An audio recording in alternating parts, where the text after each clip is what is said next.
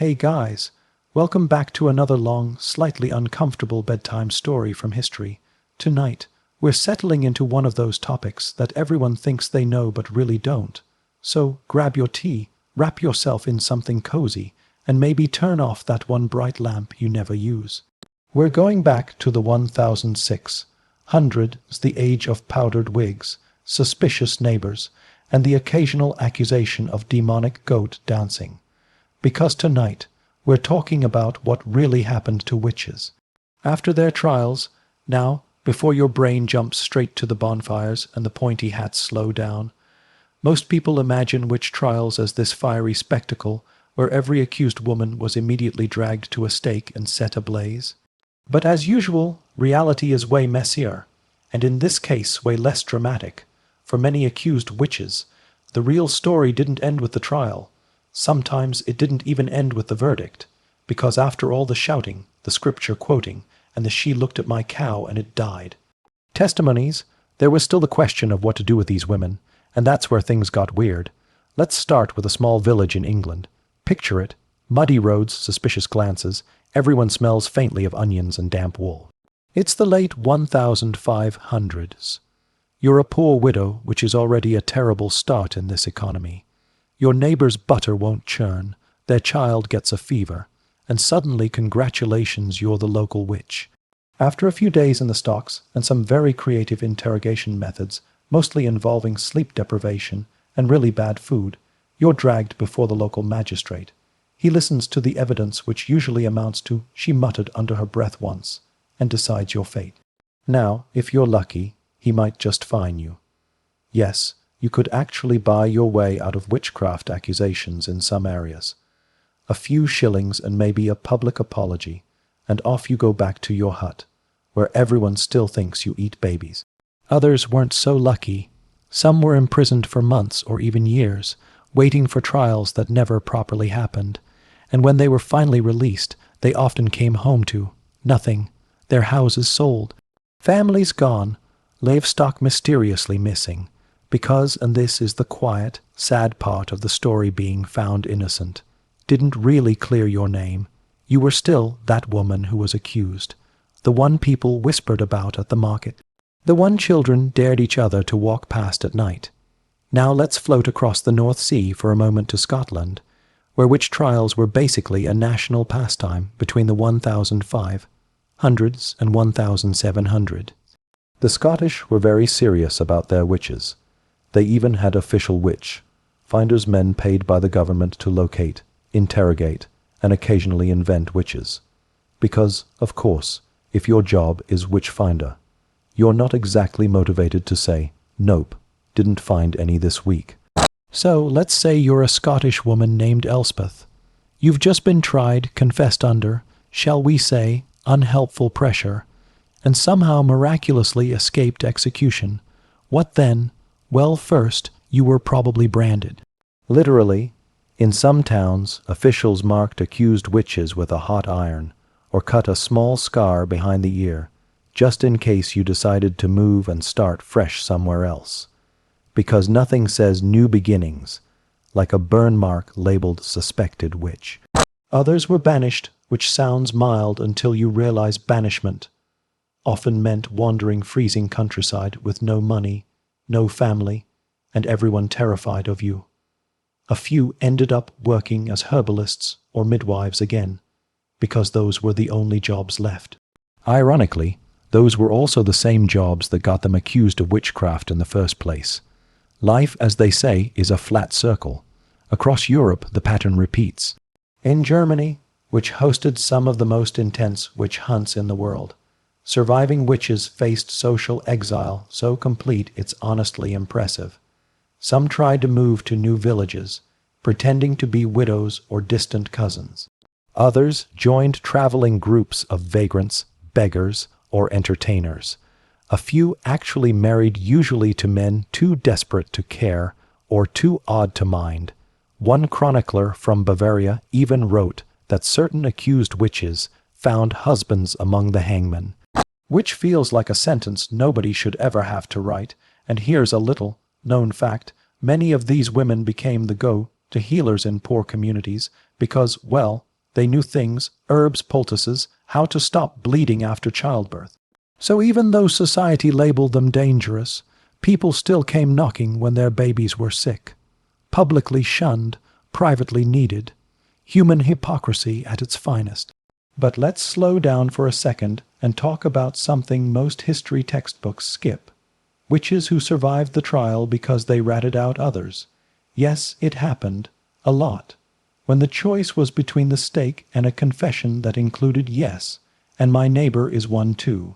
Many people understandably chose survival, but that came with consequences. If you accused someone else to save yourself, you'd often end up ostracized by both sides, hated by your village, and distrusted by the witch hunters who saw you as tainted.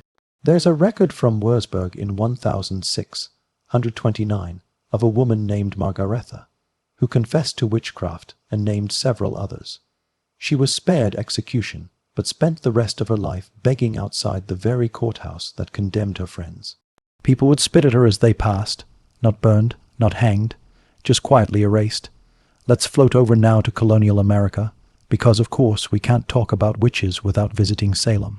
The Salem witch trials of 1692 are basically the pop culture version of the European phenomenon, smaller scale, but equally tragic. Now, most people remember the executions, the hangings, the crushed old man because of course Puritans had to invent a unique form of torture. But almost no one asks, what happened to the people who didn't die?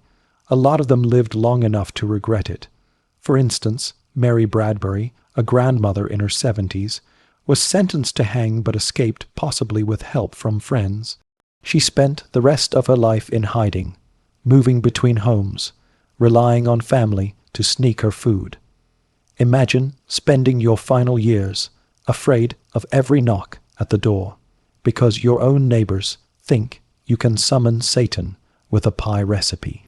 Another survivor, Deliverance Hobbs, confessed, recanted, confessed again, because when you're in jail for months and half starved, you'll say pretty much anything to see daylight.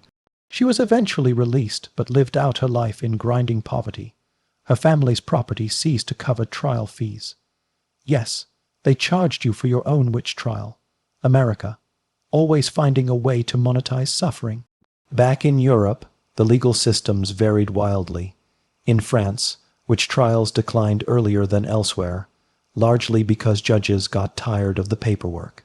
In Spain, the Inquisition was surprisingly less bloodthirsty than its reputation suggests. They preferred forced repentance and confession over mass executions. If you were accused there and survived, you'd often end up performing public penance, wearing a humiliating outfit, holding a candle, maybe reciting prayers in front of the church. Then you'd go home, to a community that now saw you as spiritually contagious. A Spanish chronicler described one woman who was forced to live alone in a small hut outside her town for the rest of her life, visited only by priests checking that she wasn't talking to demons again. Isolation, but make it Catholic, and let's not forget the men. Yes, some witches were men, not many, but enough to make the statistics awkward. Male witches often faced even worse social fallout because they violated gender expectations as well as religious norms. Women could be framed as weak or tempted. Men, they were accused of actively serving the devil, which was somehow considered more scandalous.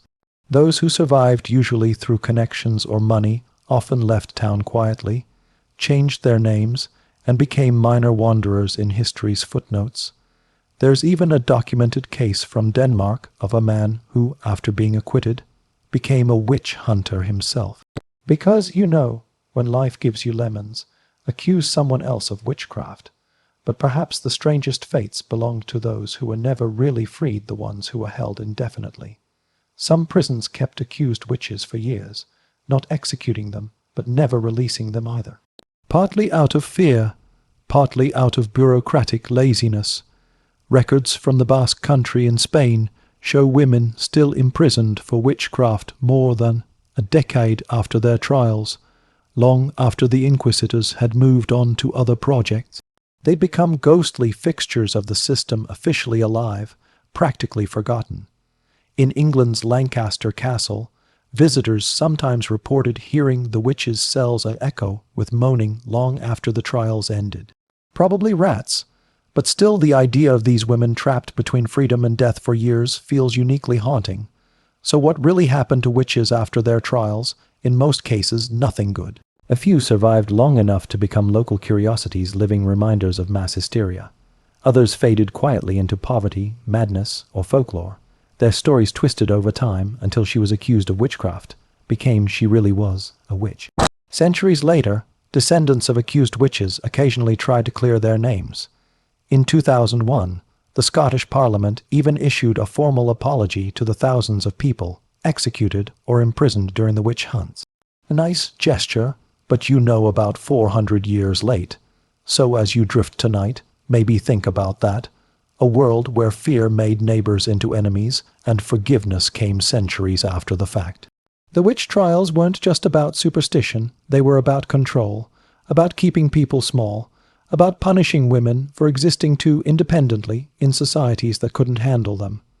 And in a way, the trials never really ended. They just changed their form. Accusation became rumor, fire became silence, execution became exclusion, because history doesn't always end with flames. Sometimes it ends with a door quietly closing, and a woman left outside in the dark. If you've settled in and the tea's still warm, let's keep floating through this foggy corner of history.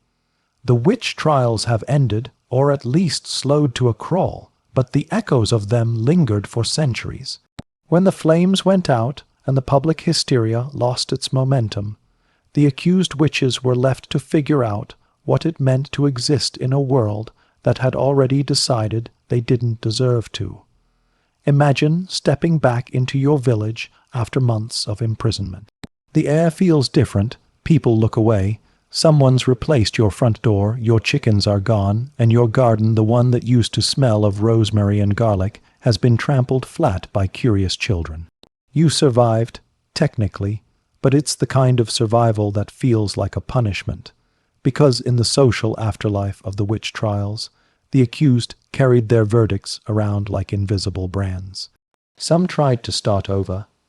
There are quiet little records of women moving 2 or 3 towns away, sometimes changing their names, sometimes just pretending they hadn't been that woman at all.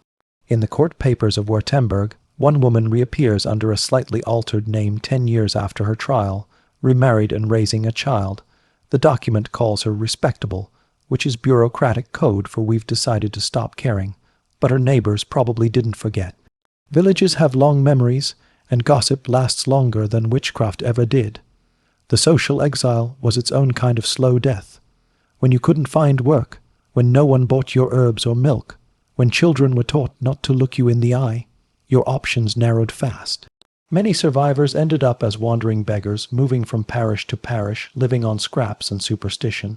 Sometimes a sympathetic priest or widow would give them a place to sleep. Sometimes they just vanished into the countryside. In parts of Germany and Poland, there are still folk tales of old women living in the woods, half-remembered figures who healed the sick for bread or cursed your cow for free. It's hard to tell where history stops and myth begins, which, honestly, is very on brand for witchcraft. In a few cases, something strange happened. The accused witches became useful again. The same communities that had condemned them slowly realized that, well, someone still had to deliver the babies and make the herbal remedies and figure out why the cow stopped producing milk. These women, mostly older, widowed, and far too experienced to care what people thought anymore, slipped back into their old work. But they did it quietly now. No more bragging about potions or charms. Just whispered consultations and cautious favors. In a village in Finland, one woman accused in the 1670s was still practicing as a healer 30 years later. Her clients came at night, left coins in bowls outside her door, and went home pretending they'd just gone for a walk. The records call her tolerated, which is a beautiful bureaucratic euphemism for we know she's doing something, and we'd rather not talk about it. It's one of those odd historical patterns. Society destroys what it needs most, then sheepishly lets it grow back when the panic wears off. Let's drift for a moment into the quieter corners of post-trial life, the domestic ones, where nothing dramatic happens, and that's kind of the point. Some of these women simply aged out of being threats. By the time the witch craze slowed in the 18th century, most survivors were elderly. They lived long enough to see the next generation roll their eyes at all the demon talk. They might have sat near the back of the church, ignored but not expelled, muttering prayers to saints and maybe to older gods, just to be safe. In the north of France, one parish register notes a woman named Jean, once accused of maleficium, general sorcery, who died peacefully in her bed at the age of 86. The priest's note says, she confessed her sins and was buried in holy ground. That's a small sentence, but it's huge. It means the church, the same institution that might have burned her 50 years earlier, quietly allowed her back into grace. No fanfare, no apology, just a quiet burial. Sometimes redemption in history isn't loud. It just sneaks in at the margins, where no one is paying attention. But not everyone was that lucky. The witch trials may have ended, but the bureaucratic consequences lived on. Families of executed witches often found themselves legally ruined. Property confiscated, children labeled illegitimate, husbands unable to remarry because technically their wives had been executed for crimes against God. There are dusty files full of petitions, letters from bewildered relatives asking local officials to please, for the love of heaven, give them their land back. Most of them were ignored. A few got small compensations, usually in the form of permission to continue living on the property they already owned. Generous, and yet, despite all this wreckage, there's something strangely mundane about the way witchcraft faded. It didn't end with a bang or a final heroic witch-standing trial. It just sort of fizzled. Judges stopped taking the cases. Priests got bored. Governments realized the trials were expensive and made them look superstitious. Even the pamphlet writers moved on to juicier scandals, political corruption, royal mistresses, wars. The witch craze had simply outlived its usefulness as entertainment and control. By the early 1700s, Europe was quietly embarrassed by its witch-hunting past. Enlightenment thinkers started writing essays about popular delusion. Some even proposed that witches had never existed at all, which must have been news to the thousands of dead women who definitely remembered existing. But that shift in thinking mattered. It meant that people could finally start questioning what the point of all those trials had been. Let's not get too optimistic, though. Superstition doesn't disappear just because someone publishes a pamphlet about reason. In rural areas which, to be fair, was most of Europe, witchcraft accusations kept popping up well into the 1800s. But now, instead of formal trials, they were handled quietly, the way you might handle a neighbor's strange hobby. Someone's cow dies, someone else's butter won't churn, and instead of calling the magistrate, you just mutter, "Ah, it's old Martha again," and leave an offering of bread on her doorstep to stay on her good side. The witch survived not as a person, but as an idea, a kind of cultural scapegoat that refused to die. And maybe that's the most haunting part. Once the actual women were gone, society replaced them with fictional versions that could be safely feared without guilt. Children's stories, morality plays, scary folktales, all starring the same crooked figure in the woods, the dangerous woman who knows too much. The witch became entertainment, which is just another form of erasure. Still, every now and then, a real witch resurfaced in the records. An elderly woman tried for fortune, telling or minor charms. The tone of these later trials feels different. The judges sound tired, almost apologetic. One 1736 case in England ends with the words, "We find no evidence of malice nor harm, only foolishness." That's about as close to a judicial shrug as history ever gets. The poor woman was fined a few shillings and sent home, probably wondering why she'd bothered showing up. The 1736 Witchcraft Act in Britain officially ended the legal persecution of witches, but in a very British way. It didn't say witchcraft wasn't real. It just said pretending to have magical powers was now a crime of fraud. In other words, the government didn't stop believing in witches. It just rebranded them as con artists. Progress comes in strange forms. Meanwhile, on the fringes of Europe in places like Iceland, Finland, and the Baltic states, the old fears lingered longer. Communities there were smaller, poorer, more isolated, and still deeply tied to older folk beliefs. Surviving witches could find themselves both feared and weirdly respected. One Icelandic record describes a man accused of witchcraft who later became a local wise man, consulted for advice and blessings. People might cross themselves when they passed his house, but they also went to him when their sheep got sick. Human hypocrisy, undefeated since forever. As the centuries rolled forward, something interesting happened. The descendants of accused witches started to tell their ancestors' stories differently. What had once been shame became heritage. In parts of Germany and Scotland, families quietly claimed connection to the last witch of our village, the way others might boast about having a knight or a poet in the family. There's a strange comfort in that the idea that what once got you killed might one day make you interesting. By the 19th century, writers and artists had turned witches into symbols of rebellion or mystery. The Romantics loved them lonely women on windswept moors, misunderstood, tragic. They didn't get the details right, of course, but they gave the witches something better than pity, aesthetic value.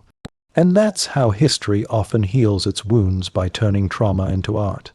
It's not justice, but it's something. Even governments started to feel a bit guilty. In the 20th and 21st centuries, countries like Switzerland, Norway, and Scotland issued formal apologies for witch persecutions.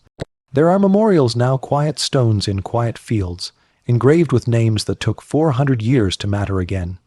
Tourists visit them, take photos, maybe leave flowers. It's peaceful, but also slightly absurd, because none of those women would have wanted monuments. They probably would have preferred not to be arrested in the first place. But apologies aside, the afterlife of the witch trials still hangs around in the way we talk about women who don't fit. The word witch keeps slipping into modern speech, not as a literal accusation anymore, but as shorthand for difficult, unpleasant, or too confident. It's the same ghost in a new outfit. The social punishment has changed shape, but the melody's familiar. The post-trial witch is still with us, just wearing different clothes. When you raid through old trial records, you start to notice how ordinary the accused were. Most couldn't read or write. Their testimonies are dictated, filtered through clerks who barely cared. But every now and then, you catch a flicker of personality. A woman refusing to name others, saying simply, "I know no witch but myself." A man insisting he only used herbs to heal, not to harm. A mother begging to see her children before sentence. It's strangely intimate, like finding fragments of humanity pressed between the pages of a bureaucratic nightmare. Some of those fragments survived in folklore songs, little sayings, warnings. In one Scottish village, people still say, "She walks on fair ground now." When talking about someone who's finally found peace, supposedly it started as a reference to an acquitted which allowed to live on the village edge again. You can almost hear the relief in that phrase. It's a quiet absolution, and maybe that's the point. After all the trials, the confessions, the burnings, the decades of fear, what remained wasn't really about devils or spells. It was about how societies handle difference badly, usually, and how people survive being made symbols of everything others fear. The witches who lived past their trials didn't get happy endings. They got ordinary ones. Hard, small, sometimes lonely lives, where survival itself became a kind of quiet rebellion. If you listen closely, the story never really ends. You can still find it whispered in the way we romanticize witches now, not as villains, but as independent, intuitive, slightly spooky figures who refuse to be small. It's almost poetic. The same archetype that terrified the early modern world has become a kind of empowerment brand. There's irony in that, somewhere between the tarot decks and pumpkin-scented candles, but under all the modern glitter, the real history hums like a low note. The women and men who survived the witch trials carried that label to their graves. Most never cleared their names, never escaped suspicion. Yet they kept living, quietly stitching themselves back into the fabric of villages that had once torn them apart. They healed, cooked, raised children, grew old. Ordinary lives, extraordinary endurance. So, if you're lying there now, eyes half closed, thinking about the flicker of candlelight in some damp medieval courtroom, remember that most witch stories didn't end with fire. They ended with slow walks home, with awkward silences, with rebuilding. History loves its grand tragedies, but survival, that's the softer, harder story beneath it all. The witches who lived became invisible not because they were forgotten, but because blending in was the only magic they had left.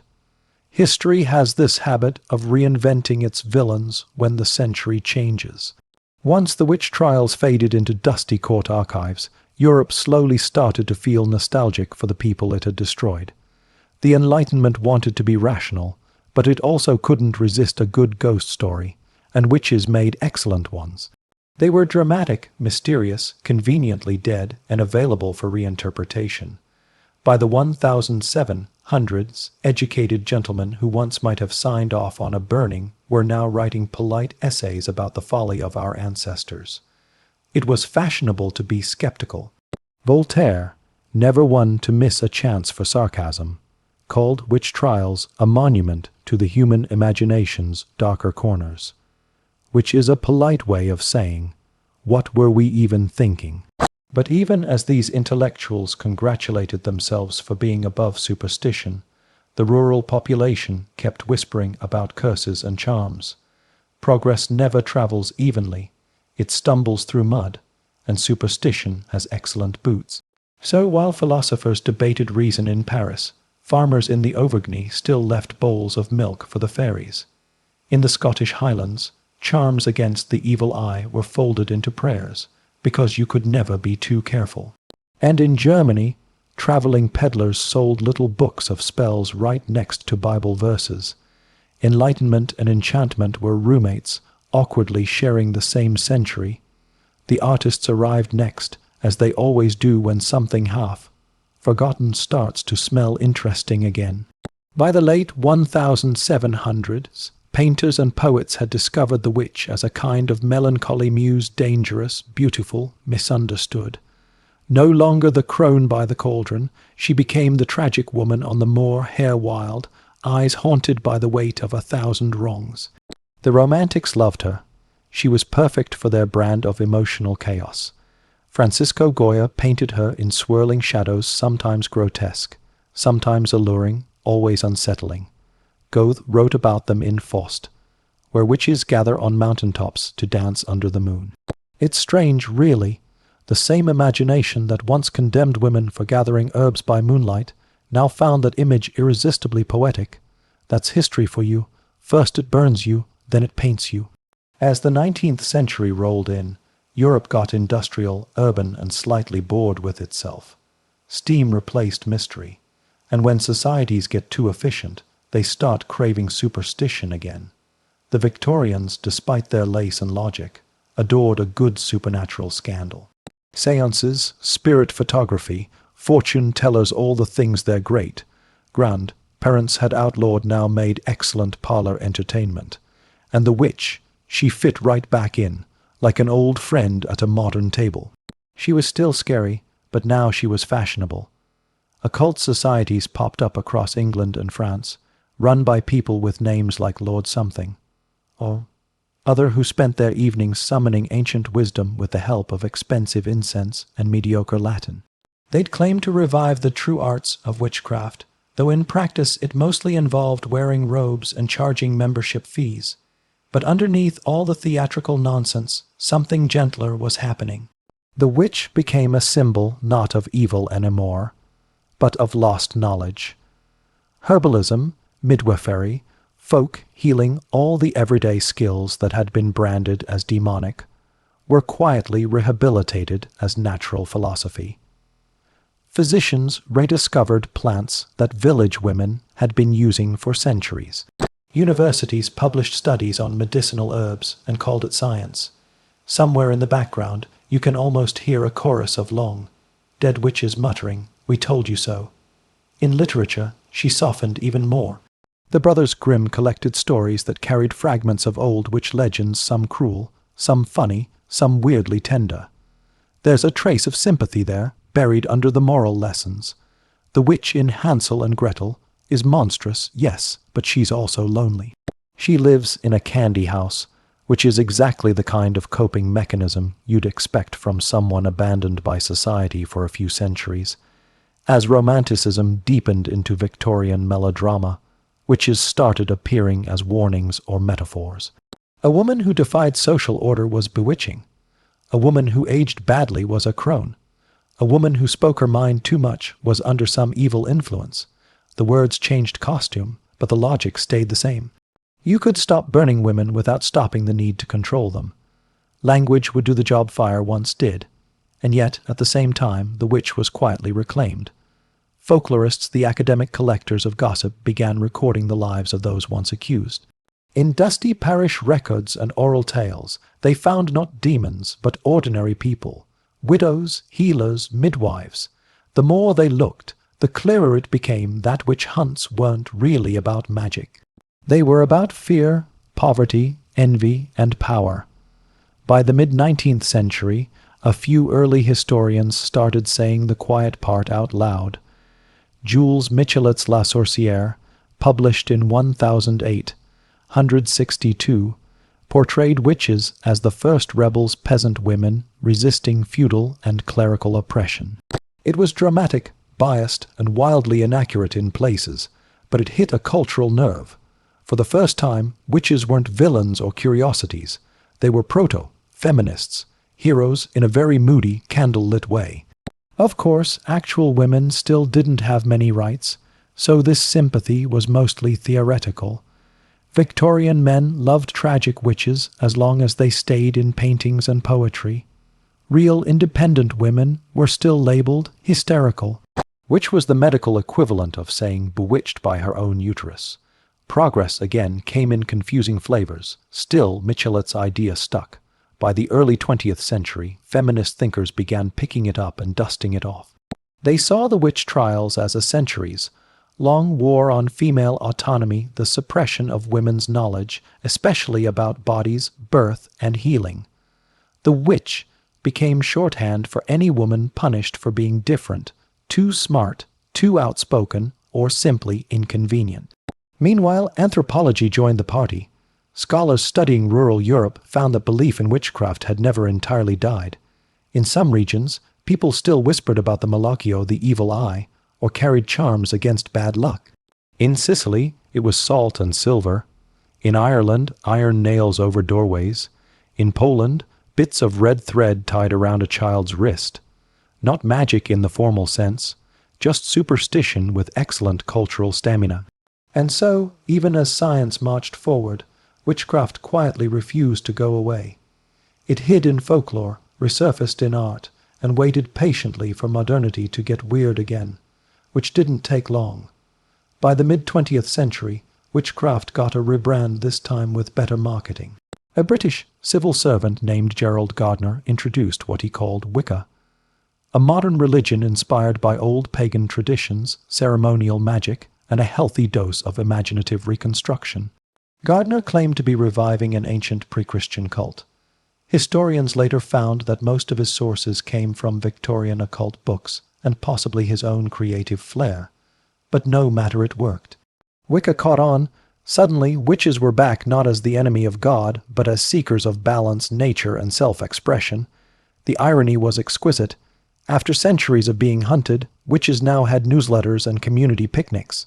People who once would have been hanged for spellcasting were now discussing moon phases over tea and writing down rituals in leather journals. And the public, ever adaptable, responded with mild amusement. The witch, once a threat to the soul, was now mostly a curiosity for Sunday supplements. Newspapers ran stories about modern witches with crystal collections. Women posed for photos in flowing robes, gazing into middle distance, half mystic, half model. It was witchcraft with good lighting, but under all the aesthetic, there was something quietly defiant. Modern witches, mostly women, some men, some neither, were reclaiming the very word that had condemned their ancestors. To call yourself a witch was to flip history's insult into identity. It said, "You can't exile me anymore, I choose the wilderness. You can't silence me, I speak the spell myself." It was both rebellion and therapy, wrapped in incense smoke. And that reclamation had ripple effects. Feminist writers in the 1970s picked it up and ran with it. Books like Witches, Midwives, and Nurses argued that the witch hunts had been a campaign against women's medical knowledge. Protest movements adopted witch imagery pointed hats at rallies. Slogans like "We are the granddaughters of the witches you couldn't burn." It was part humor, part healing. Turning historical trauma into empowerment is a messy process, but it's also deeply human. Meanwhile, academics kept debating the numbers. How many people had actually been executed? Estimates swung wildly from tens of thousands to hundreds of thousands. The truth, like most things in history, is complicated. It varied by region, by decade, by who was doing the counting, but the scale matters less than the continuity of fear. The witch trials, for all their medieval trappings, were about something timeless, the urge to find someone to blame when life feels out of control. Even today, that instinct hasn't vanished. Every moral panic is a faint echo of a witch trial, new targets, same structure. The internet just makes the bonfire digital. Instead of witches, we have whatever group happens to offend the algorithm that week. Public shaming has gone wireless, but the psychology is ancient, and if you want a quiet thought to drift on tonight, maybe that's why the witch keeps returning. She's the symbol of every person ever punished for being too much, too strange, too outspoken, too alive. You can modernize her outfit, update the setting, but the role never changes. The witch stands where reason meets fear, and somehow still survives both. Back in the real archives, her story ends in fragments, confessions signed under duress, inventories of confiscated property, a shaky crossmark on a death sentence. No one wrote about what came next, about the quiet days after the trial, the slow fading of suspicion, the long walks to wells and markets. But maybe that's fitting. Witches lived in the spaces between sentences, between what the world said about them and what they actually were. Every culture that tried to erase them ended up resurrecting them in stories. The Puritans gave them nightmares, the Romantics gave them poetry, the modern world gave them hashtags. That's an odd kind of immortality. Burned, buried, forgotten, and yet, somehow, still trending. So when you hear the word witch now, somewhere between Halloween and a self-care slogan, it carries all those centuries inside it. The fear, the fascination, the irony. It's a word that once meant death, then mystery, then rebellion, and now, depending on who says it, maybe all of them at once. And maybe that's the real afterlife of the witch trials. Not just the survivors, but the idea that refused to stay buried. History tried to write an ending, but the story kept rewriting itself softer, stranger, endlessly adaptable. Because witches, real or imagined, have always been experts at survival. They know how to change shape. So if you're still awake, floating somewhere between thought and dream, picture that. A figure walking out of the firelight, brushing the ash from her sleeves, stepping into another century like it's just another room. She doesn't speak. She doesn't need to. The world that condemned her has already started imitating her instead.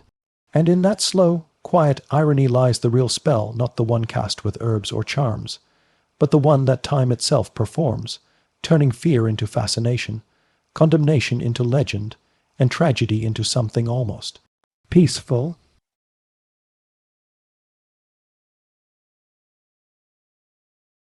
It is strange how the past lingers in ordinary gestures.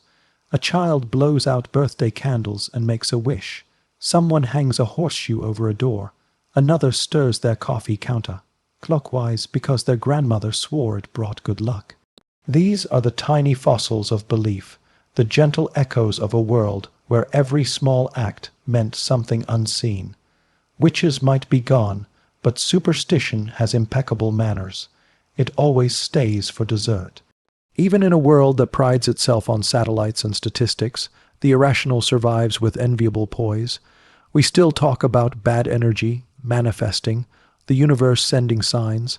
The vocabulary changed, but the impulse is ancient. People want patterns, We want to believe there's a hidden script behind the chaos, that if we behave just right, say the right words, think the right thoughts, life will listen. The witch, in that sense, never left. She simply learned to speak modern grammar.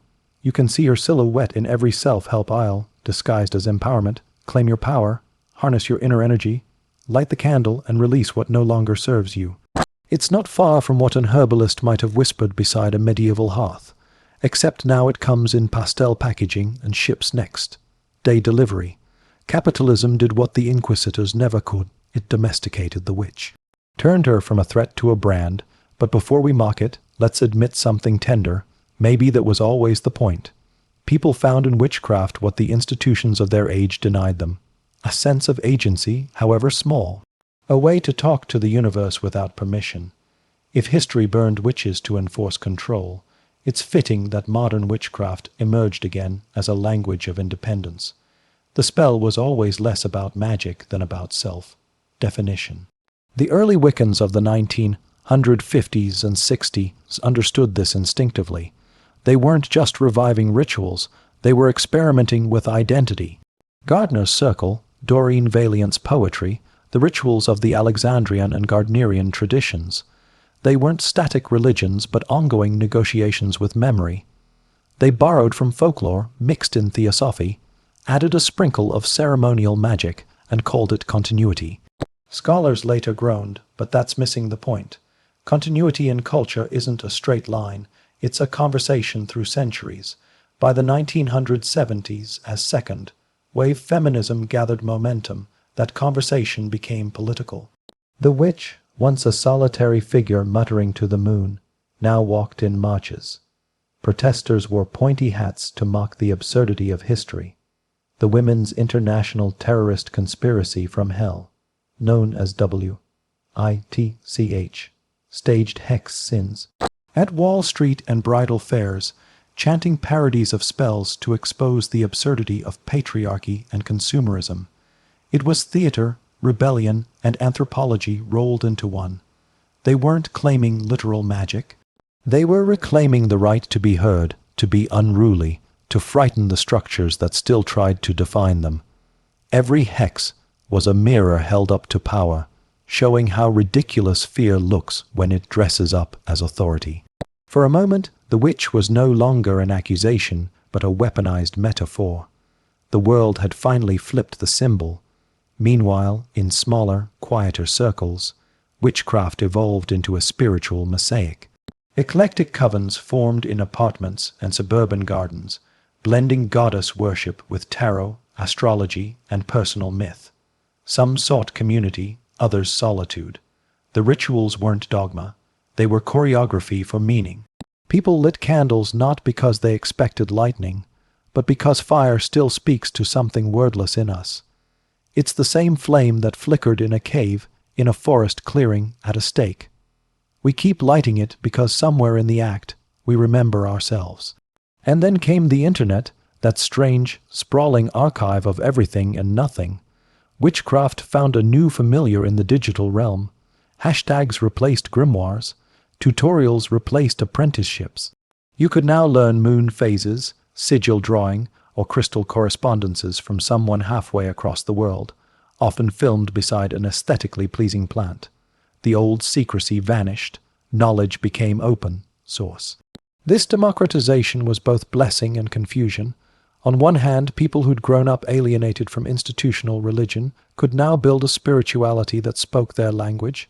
On the other, algorithms turned belief into content. You could scroll through hundreds of spell videos, each promising prosperity or protection, and never actually ask what the symbols meant. The witch became a lifestyle, an aesthetic mood board of candles and confidence. But even then, the impulse behind it wasn't trivial. Every trend hides a truth, however distorted. People still hunger for connection, mystery, ritual. And that's the quiet thread running from the caves to TikTok. The human need to make the invisible visible. The witch just happens to be our favorite interpreter. Somewhere, historians still argue about authenticity. Was Wicca really ancient? Were medieval witches ever pagans? Did any true cults of Diana survive the church? Probably not, but authenticity is overrated. Culture isn't a museum, it's a compost heap. Things die, decay, get reused. The witch, as an idea, thrives precisely because she's adaptable. Every century plants her in new soil. If you trace her journey, you'll notice she always mirrors her era's anxieties. The Renaissance feared her because it feared chaos. The Puritans feared her because she threatened moral order. The Victorians romanticized her because they feared their own repression. And modern society embraces her because it fears insignificance. The witch promises personal power in a world that often feels mechanical and vast. She says, your life still matters. Your intentions can ripple. In an age of algorithms, that sounds like salvation. Yet, beyond metaphor, witchcraft still holds its quieter, older essence. The respect for cycles, for nature, for the humility of small rituals. Gardening can be witchcraft if you treat it as conversation. Cooking can be spellwork if you stir with intention. In this way, modern witches resurrect something far older than their namesake, the idea that the sacred isn't in the heavens but in the act itself. You can almost imagine the ghosts of accused women watching this resurgence with weary amusement. After centuries of fire and silence, their image now sells scented candles and lunar journals. History's pendulum swings wide. But maybe they'd smile too, because at least their language survived, even if mistranslated. Every generation that rediscovers the witch is, in a small way, apologizing to them. Outside the West, witchcraft never really went underground. In parts of Africa, South America, and South Asia, beliefs in magic and spirit work remained embedded in daily life. Here the word witch carries different weights, sometimes healer, sometimes threat, often both. Colonial powers tried to stamp it out, labeling indigenous spirituality as superstition. Yet those traditions adapted, blending Christian imagery with ancestral rites. In Brazil, candomblé kept Yoruba deities alive under the names of Catholic saints. In the Caribbean, Oba and Vadu mixed African roots with colonial trauma. Each was a survival strategy disguised as devotion. In these places, witchcraft isn't a metaphor. It's still a living negotiation with power. A healer might use herbs, prayer, and divination side by side. A curse might be both feared and respected. It's not quaint, it's serious social currency. Accusations of witchcraft can still destroy lives, especially for women, the elderly, or outsiders. The old patterns never truly vanish, they just migrate. Every community still decides in its own vocabulary who counts as too much. That's the haunting truth behind the comfort of modern spell candles. Somewhere in the world, someone is still being blamed for invisible misfortunes. The witch trials never ended, they just changed scenery. In one hemisphere, she's an influencer with a tarot deck. In another, she's an old woman sleeping with one eye open. Civilization is uneven, and superstition has no borders. Perhaps that's why the story of witches remains strangely unresolved. We can romanticize them, reclaim them, market them, but we can't quite let them rest. They sit at the edge of every era's self-image, whispering, "Are you sure you've changed?" Because progress is a costume. Underneath, human fear still fits perfectly, and maybe that's why they still matter. The witch isn't just history's victim or pop culture's mascot. She's a moral mirror. When a society starts accusing, excluding, or ridiculing anyone for being different, you can hear the faint crackle of the old fires. They never really go out. They just hide in rhetoric. The words change, degenerate, unpatriotic, radical, fake news, but the pattern is as familiar as a charm. We still build pyres, only now they're digital, emotional, reputational. To study witches, then, isn't to study magic. It's to study ourselves. It's a lesson in what fear does when it gets bureaucratic. And it's a reminder that empathy is a kind of counterspell. Maybe that's why the modern witch, for all her hashtags and herbal teas, still feels subversive. She insists on complexity in a culture addicted to simplicity. She says that healing takes ritual, that knowledge can be intuitive, that the unseen still matters. She doesn't offer proof, only presence. In a world of endless measurement, that's her rebellion. Late at night, when the algorithms finally sleep, you can feel how old all of this is. The moon still shines with the same cold light it cast on medieval fields. Somewhere, someone still mutters a private wish to the dark. Maybe it's superstition, maybe prayer. Maybe the two have never really been separate. The witch stands in that blur, reminding us that imagination and faith have always been siblings. If the story has a moral, it's not about power or punishment, it's about continuity, how every age rewrites its fears into myths, and how those myths refuse to die. The witch is the record, keeper of that process. She's history's recurring dream, the reminder that what we suppress returns, disguised, persistent, sometimes even merciful. And so she walks on, through folklore, through film, through hashtags and holiday decor, shape-shifting with every retelling. The witch we invent each century tells us who we are, and perhaps more importantly, who we're afraid to be. Somewhere in that slow turning of centuries, she stopped being a monster and became a mirror. Not to frighten us, but to remind us that what we fear most is often what we've lost sight of. The capacity for awe, for defiance, for self-made meaning. She keeps coming back not because she's vengeful, but because we keep calling her, every time we say we want wonder but are too polite to ask for it directly. And maybe that's why even now, with electric light drowning the stars, people still burn candles. Maybe that's why the word witch still tastes faintly of both danger and freedom. Because in the end, the oldest magic we have is simply refusing to forget. If you've ever been online long enough, you've probably seen it. A digital storm brewing over a stranger's mistake. A phrase taken badly. A joke that didn't land. The crowd gathers. Screens light up like torches. Someone shouts, "She's problematic." Someone else says, "Burn it all down." And you can almost hear history clearing its throat. The platforms may be new, but the choreography is ancient. We still cast spells, only now they're typed in capital letters. We still hunt witches. We've just replaced wood with Wi-Fi. It's almost poetic how cyclical the whole thing is. Centuries ago, a rumor in a village could get a woman dragged before a magistrate. Now, a rumor online can destroy a career in a day. The speed changed, but not the impulse. Humans, it seems, are hopelessly addicted to purification rituals. We still crave the thrill of unmasking evil, even if the evil is just someone being awkward or different. Maybe it's comforting in a twisted way. As long as there's someone worse than us, we get to feel clean. The witch trials taught us very little in that regard.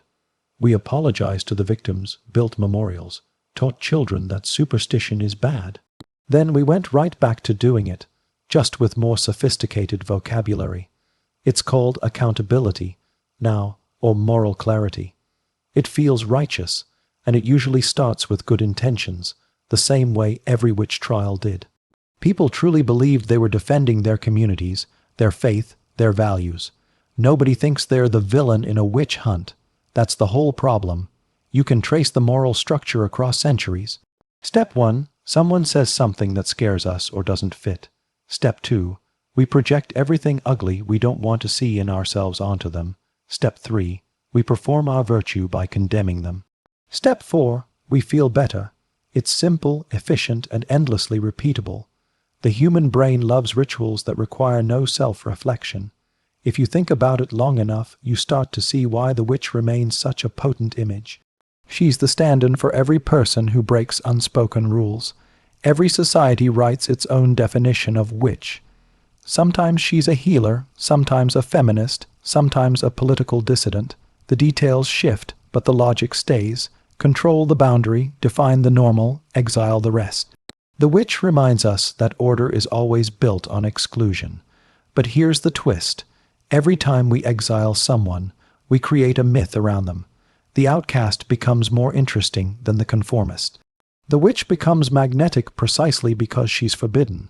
It's why she never really disappears. Fear turns into fascination, then into fashion. What begins as accusation ends as aesthetic. It's almost embarrassing how predictable we are. You can see it in pop culture's long romance with witch imagery. From black and white films with smoky cauldrons to modern TV shows where witches wear silk and own small businesses. The transformation is complete. Once, she symbolized danger. Now, she sells empowerment mugs. And yet the tension remains. Every glamorous witch carries a shadow of her ancestors' pain. Every spell cast on screen is, in some buried way, a requiem for the burned. There's something soothing about that, though. Turning tragedy into art is how we metabolize guilt. When we tell stories about witches now, we're really retelling our own story, trying to convince ourselves that we've evolved. Look, we say, we celebrate them now, as if representation alone could undo centuries of terror. It's not a bad impulse. It's just incomplete. The ghosts don't vanish because we learned better lighting. They still linger in the language, in the reflex to blame, in the way we talk about danger. And so the witch continues to hover between condemnation and glamour, never quite belonging anywhere. Maybe that's what makes her such a useful symbol for modern identity. In a culture obsessed with self-definition, the witch offers a flexible template, mysterious, independent, a little bit defiant, vaguely spiritual, but not preaky. She's the ultimate DIY archetype. Anyone can claim her. She belongs to whoever needs her most. In a way, that's beautiful. The accused have become the authors. The powerless have rewritten the myth in their own voice. There's something elegantly redemptive about that. But it also blurs the line between remembrance and reinvention. When we say witch now, are we honoring those who died? Or just borrowing their mystique to sell scented candles? Probably both. Humans rarely do one thing at a time. It's interesting how the witch story parallels the broader history of women's autonomy. For centuries, to be self-sufficient was to be suspicious. A woman who lived alone, who refused marriage, who handled herbs or money or secrets. She was one accusation away from ruin. Independence was indistinguishable from witchcraft. Today, the label's changed, but the suspicion lingers. Ambitious women still get called cold. Powerful women still get called manipulative. The grammar of fear just got updated for HR-approved contexts. Even the language of wellness, so often tied to modern witchcraft, can echo the same paradox. Find your balance. It whispers while selling you 10 products to achieve it. It's a softer control, but control nonetheless. Somewhere, the old church inquisitors are nodding approvingly. They'd recognize the logic, sell salvation, punish excess, define virtue through consumption. The witch might have escaped the stake, but not the marketplace. And yet, for all that irony, there's something undeniably human about the persistence of witchcraft. It fulfills needs logic can't. Rationality explains the world. Witchcraft gives it texture. It lets us participate in mystery instead of just observing it. Even skeptics light candles for ambience, knock on wood, or check their horoscopes for fun. Everyone wants a small loophole in the machinery of reason. The witch guards that loophole, smiling faintly, knowing we'll never seal it completely. When you study the records of old trials, you notice something tragic. The accused women often confess to things they didn't understand simply because the stories sounded familiar. They were told they'd flown, danced, met the devil, and after enough repetition, they began to agree. Not because they were guilty, but because the narrative was so powerful it swallowed them. It's a grim preview of what modern propaganda does. Control the story, and you control the mind. Our modern witch trials are quieter, but no less persuasive. Instead of torture, we have algorithms. Instead of judges, we have influencers. The goal's the same, enforce orthodoxy. The tools just got prettier. You can scroll through any social platform and find mini inquisitions unfolding hourly, complete with public confessions, apologies, and banishments. We've reinvented the scaffold as a comment section. But before we get too cynical, it's worth remembering. The impulse to judge also comes from the same place as the impulse to protect. Communities want cohesion. They want safety. They want to know who belongs. The problem isn't the desire, it's the lack of mercy. The historical witch trials weren't monstrous because people wanted safety. They were monstrous because they forgot compassion. That's the moral we still struggle with, how to balance justice with gentleness. Sometimes I think that's what the image of the witch is trying to teach us, in her slow, spectral way.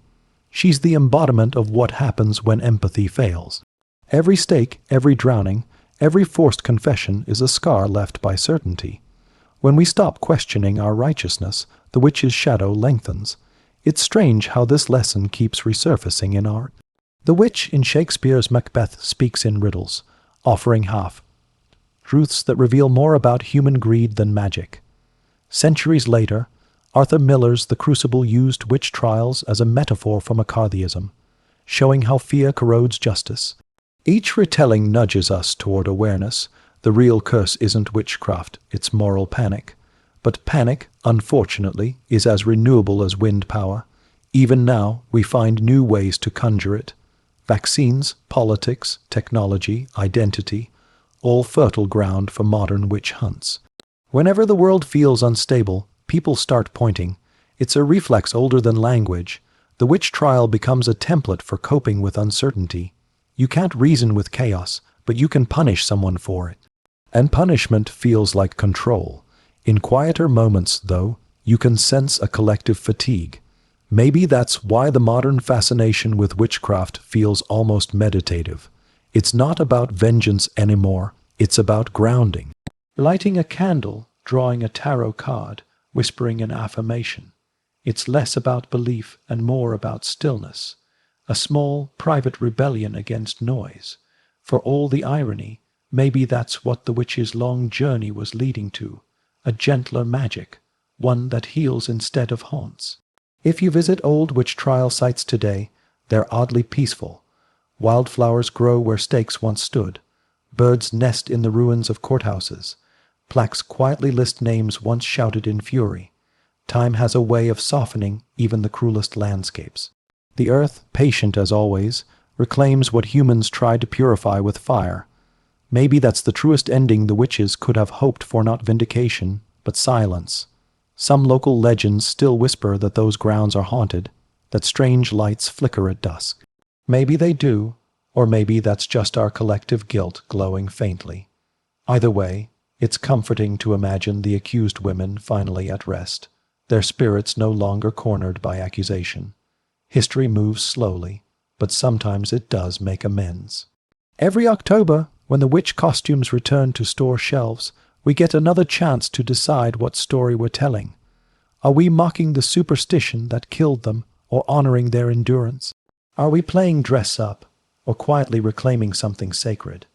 The answer probably depends on who you ask, and that ambiguity feels right. The witch has always lived in the gray, and maybe that's why she still feels so modern. In a world of extremes, she's a reminder that contradiction is natural. You can be both skeptic and dreamer, rational and reverent, victim and survivor. The witch's power isn't in her spells, it's in her refusal to simplify.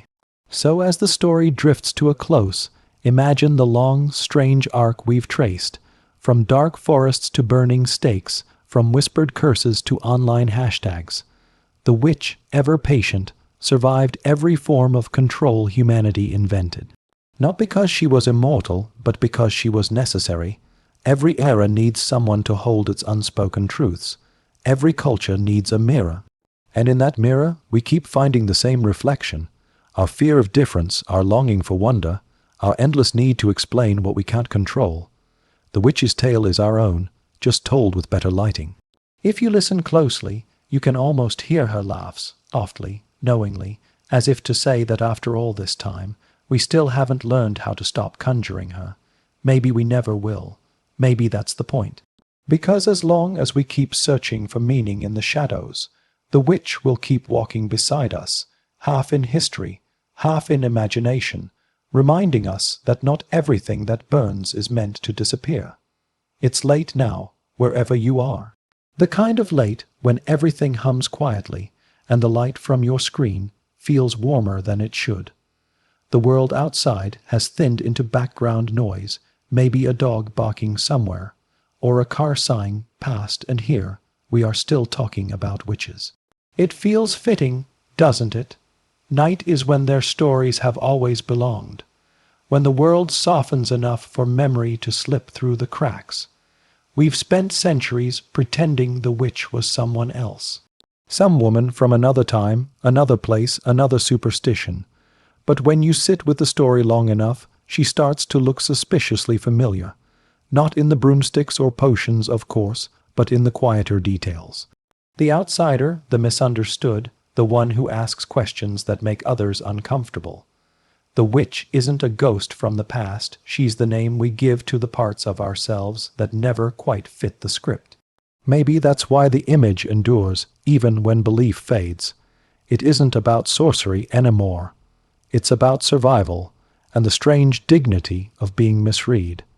In her own stubborn way, the witch represents everyone history mispronounced.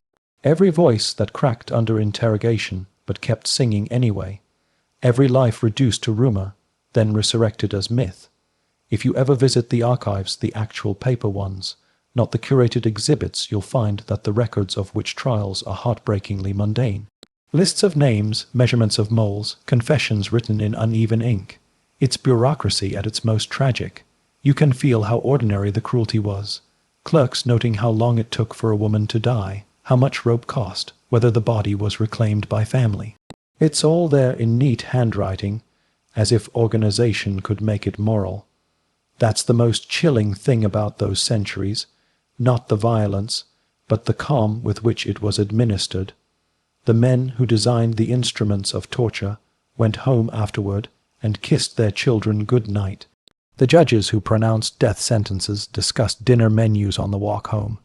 Evil rarely looks dramatic in real time. It looks efficient. It files reports on time. And maybe that's the hardest truth the witch story leaves behind, that injustice doesn't need monsters. It just needs routines, people doing their jobs, systems working exactly as designed. Once you notice that, it's hard to unsee it. The modern world hums with the same quiet efficiency. We build structures, swear they're neutral, and then act surprised when they reproduce the same old hierarchies. It's not witchcraft, it's repetition. That's why remembering witches matters, not to romanticize them, but to study the pattern, to recognize how easily fear becomes policy, and how long it takes for empathy to catch up. Because it always lags behind, limping a few steps behind the mob, asking everyone to slow down. The witch trials remind us what happens when we stop listening to that voice. There's a kind of grim poetry in the way Europe eventually tried to atone. By the 18th century, people began writing apologetic essays, pamphlets explaining that perhaps the accused were just mentally ill, or that the devil probably didn't have a frequent flyer program after all. Enlightenment scholars congratulated themselves for being reasonable, conveniently forgetting they'd only been reasonable since it stopped being dangerous. Progress always shows up fashionably late to its own party. Still, those apologies mattered. They were small steps toward skepticism, toward the fragile idea that evidence should outweigh panic. You can almost sense the collective exhale in the historical record, as if the continent itself was tired of the smoke. By the time the last official execution for witchcraft happened in Switzerland in 1782, people were already embarrassed by it. The age of reason had finally arrived, wearing powdered wigs and pretending it had no idea what fire smelled like. But forgetting and learning are not the same thing. The rational world that replaced the witch hunts still carried the same hunger for control. It just changed its vocabulary. Instead of exorcisms, it offered diagnoses. Instead of curses, it offered statistics. The desire to categorize, to explain every deviation as defect remained intact. The witch's descendants ended up in asylums, laboratories, and social experiments. The flame dimmed, but the impulse to purify never died. That's the quiet tragedy of progress. It's very good at changing costumes, not so good at changing character. The witch hunts taught us how satisfying it is to identify the problem as a person instead of a system. Once you've tasted that simplicity, it's hard to give up. So we kept finding new witches, anarchists, heretics, immigrants, radicals, anyone who made the world untidy. The names changed, the logic stayed. It's strange, isn't it, that we still use the word witch hunt for modern scandals, political investigations, celebrity takedowns, online dog. piles all described with the same phrase. It tells you something about how deeply that archetype is buried in the cultural soil. We reach for it instinctively whenever fairness turns performative. The witch hunt has become shorthand for the moment justice loses its temper. And yet, in the same breath, the word witch has also become a symbol of empowerment. The duality is almost comic. One headline screams witch hunt. Another advertises modern witch retreats for healing energy. Fear and fascination sharing the same shelf. But that contradiction feels right. The witch has always lived in two worlds, condemned and celebrated, feared and desired. She's humanity's favorite paradox. If you step back far enough, her story begins to look less like history and more like a map of the human psyche. Every age redraws it, emphasizing different continents of fear and wonder. The medieval map is full of monsters, the modern one is full of branding opportunities, but the terrain is the same. We keep navigating between the poles of control and chaos, order and magic, comfort and curiosity. The witch is simply the compass we blame when we get lost. Sometimes I think that's why people are drawn to witchcraft again, even in its gentlest, most Instagram-friendly forms. The world feels uncertain, the systems opaque, the algorithms unknowable, and witchcraft offers a vocabulary for mystery that doesn't require permission. It says you can talk to the universe directly. You don't need credentials, just intention, attention, and maybe a candle that smells faintly of rosemary and hope. There's something deeply human in that. It's not about literal spells. It's about reclaiming agency in a world designed to make us spectators. When you light a candle for focus or luck, you're really telling yourself that effort still matters, that your will has weight. Science might roll its eyes, but psychology quietly agrees. Rituals work, if only because they organize the mind. The witch was right all along. Focus is a kind of magic. But maybe we should be honest about what kind of magic we're practicing. The old witches were accused of bending nature to their will. The modern ones are mostly trying to survive it. Climate change, burnout, endless productivity, maybe lighting a candle, is the only sane response left. A tiny gesture of balance in a world that worships acceleration. It's funny how even skeptics soften around small rituals. People who'd scoff at spells still make a wish at 11. 11, still save fortune. Cookie slips, still touch wood. It's superstition wearing irony as camouflage. Deep down, we're all negotiating with the universe, hoping it negotiates back. The witch just does it more openly, and that openness, in the end, might be the real inheritance of those accused centuries ago. They were punished for existing outside permission, for daring to define reality in their own terms. The modern witch, with her crystals and moon charts and unbothered confidence, is their quiet revenge, not by terror but by persistence, by simply continuing to exist unashamed. There's a peculiar tenderness in thinking that the same moon that watched the fires of Salem now shines over city rooftops, where someone whispers a spell for peace. The cosmos doesn't care, of course. But we do, and maybe that's enough. Magic, after all, is just concentrated attention, and history has shown that attention can reshape the world.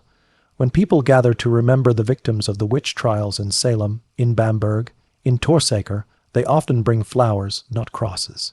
It's a subtle distinction, but an important one. Flowers don't claim to fix anything.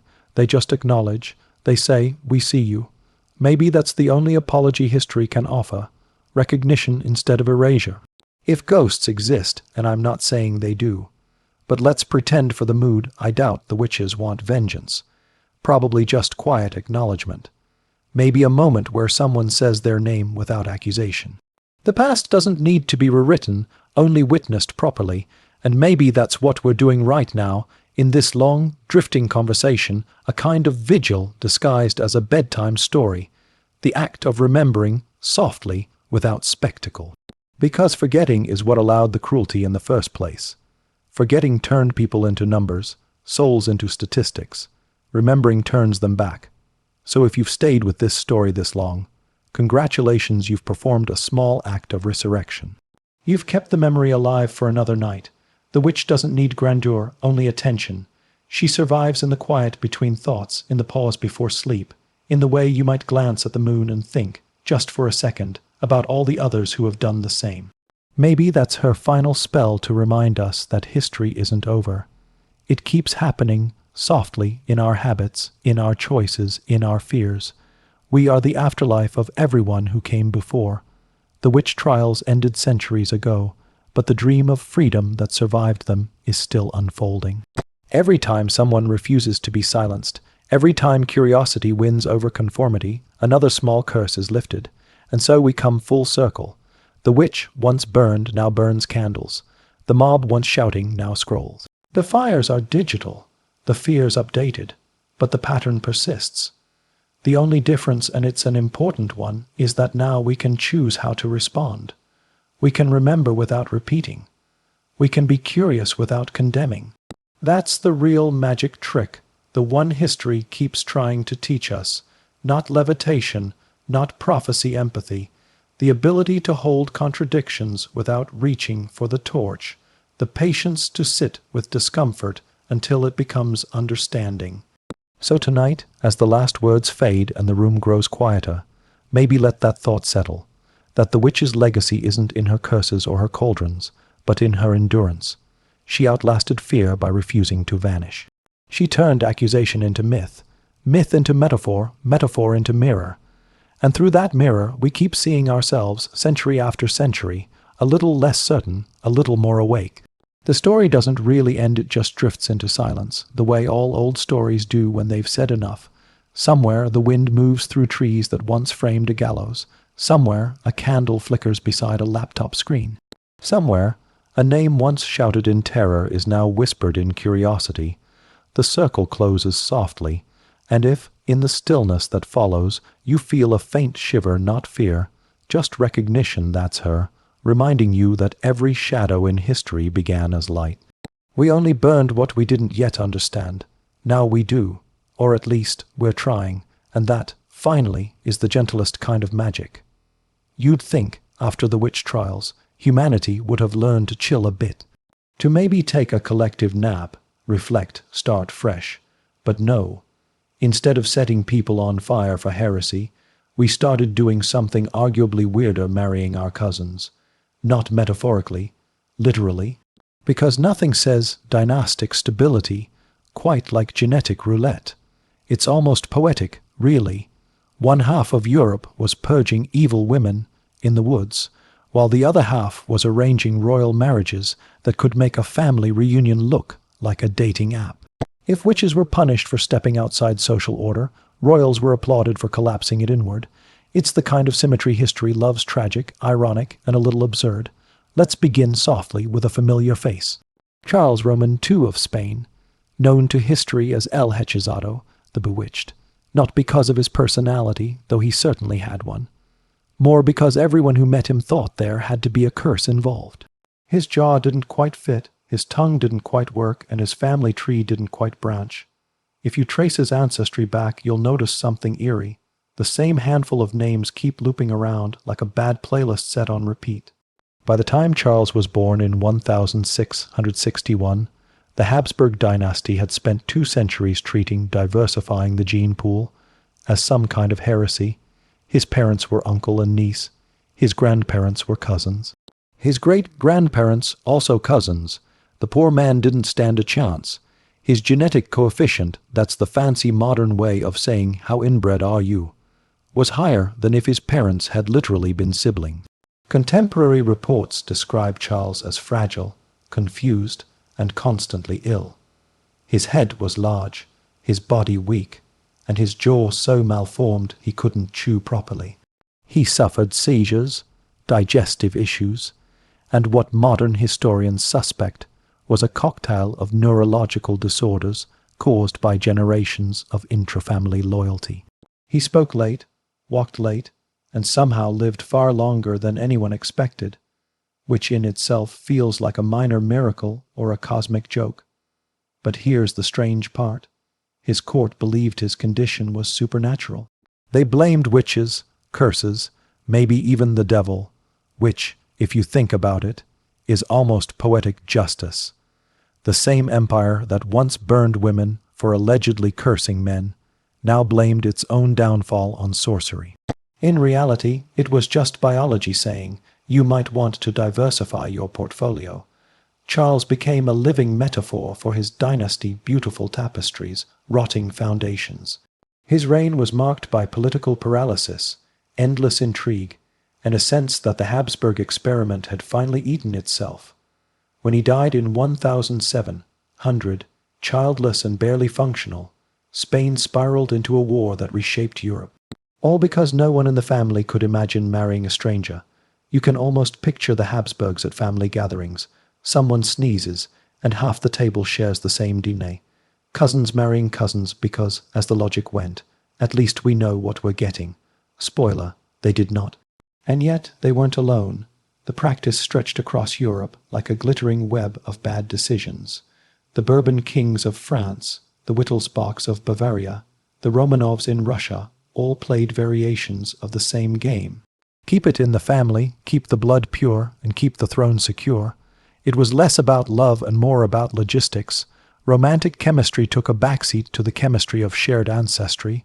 Sometimes, though, the results were so spectacularly odd they almost feel fictional.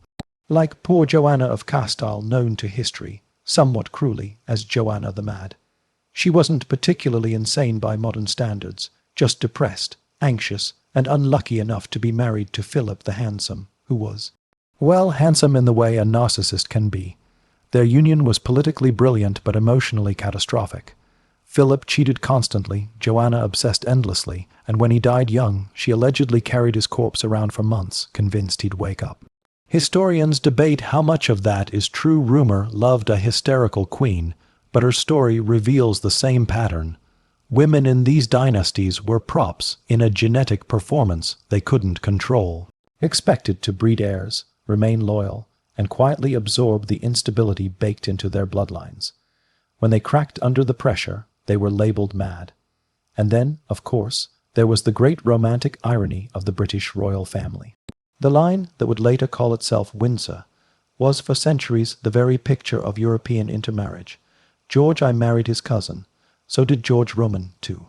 Queen Victoria, bless her earnest heart, married her first cousin Albert, and together they became the ultimate power couple of 19th century genetics. 9 children, 40, 2 grandchildren, and a spread of hemophilia that would ripple through royal houses from Spain to Russia. That's right, the royal disease, hemophilia, can be traced back to one genetic mutation carried by Queen Victoria. Through her daughters and granddaughters, it traveled across Europe like a polite but deadly calling card. Her great-grandson, Alexei Romanov, the last heir to the Russian throne, suffered from it, a living symbol of how tightly bound the continent's rulers had become. A single drop of shared blood could unite and doom empires. You'd think someone might have looked at the family portraits, noticed the resemblance, and said, maybe it's time to marry outside the club. But royalty was nothing if not committed to tradition. The idea of marrying a commoner was as scandalous as suggesting that divine right might come with a refund policy. Still, even divine blood can't outrun recessive genes forever. By the late 19th century, doctors were quietly panicking about the state of aristocratic health. The symptoms ranged from anemia to neurological quirks, from infertility to just plain weirdness. But the system persisted. A cousin marriage was safer, politically, than an alliance with a stranger. Better to risk congenital disease than social embarrassment. And yet, amid all this decorum and decline, there's something almost darkly funny about the royal obsession with purity. These were families who claimed divine selection, but still checked genealogies like grocery lists. They were terrified of tainted blood, but their definition of purity turned out to be a recipe for slow implosion. It's like designing a car that only runs if you pour the same oil through it for 200 years. The irony deepens when you realize how much these inbred monarchs shaped modern Europe. Borders, wars, alliances all downstream from a handful of romantic decisions made in candlelit rooms by people who shared grandparents. The 30 Years' War, the War of the Spanish Succession, even the First World War, all had roots tangled in royal family trees that refused to branch out. Think of World War I for a moment. the great bloodletting of modern Europe. On paper, it was a geopolitical conflict. In practice, it was three cousins George V of Britain, Kaiser Wilhelm Roman II of Germany, and Tsar Nicholas Roman II of Russia, bickering over the world's biggest inheritance. All three were grandchildren of Queen Victoria. Family dinner must have been awkward that Christmas. The photos from that era are surreal. Three men with the same facial structure, mustaches like matching accessories, standing on opposite sides of trenches filled with their own subjects. The war to end all wars began, in part, because no one could separate family drama from national destiny. It's a soap opera written in blood. Even after the war, the habit lingered. The European elite continued to marry within their circles, though by then, the gene pool had been stretched just enough to avoid catastrophic repetition. Still, the echoes remained. Hemophilia persisted in Spanish royalty until the 20th century. Certain mental illnesses, once whispered about, began to be documented more clinically. What had once been a divine right was now a medical case study. There's a kind of melancholy dignity in that transformation. The divine gave way to the biological, the myth to the microscope. The same families that once blamed witches for misfortune now consulted geneticists. It's progress, technically, but it also exposes how fragile those old structures always were. The crown never guaranteed strength, only a better class of dysfunction. And so, the modern royals, the ones who still exist in glossy magazines and awkward Christmas addresses, carry a strange legacy. They're relics of an era when love was a political inconvenience, when bloodlines mattered more than personalities, and when the greatest threat to an empire wasn't revolution, but recessive genes. If you squint, you can see the faint shimmer of comedy in it all. The world's most powerful families, brought low not by enemies, but by their own determination to keep things pure. It's the kind of lesson nature loves to teach softly, inevitably, with just a hint of irony. Maybe that's why we're still fascinated by them. Royals are living metaphors for the contradictions we can't quite escape: privilege and fragility, grandeur and absurdity. They remind us that history's most powerful people were also its most anxious, terrified of losing what they inherited, even if it meant slowly destroying themselves to keep it. And when you think about it long enough, it becomes strangely comforting. Because if emperors and kings could be undone by something as simple as genetics, then maybe the rest of us are doing just fine. We may not have crowns, but at least we can marry for love, or boredom, or the algorithm's suggestion. The candle flickers lower. Somewhere in the distance, the ghosts of Habsburgs are still frowning politely, confused about why we're laughing. But history has a sense of humor.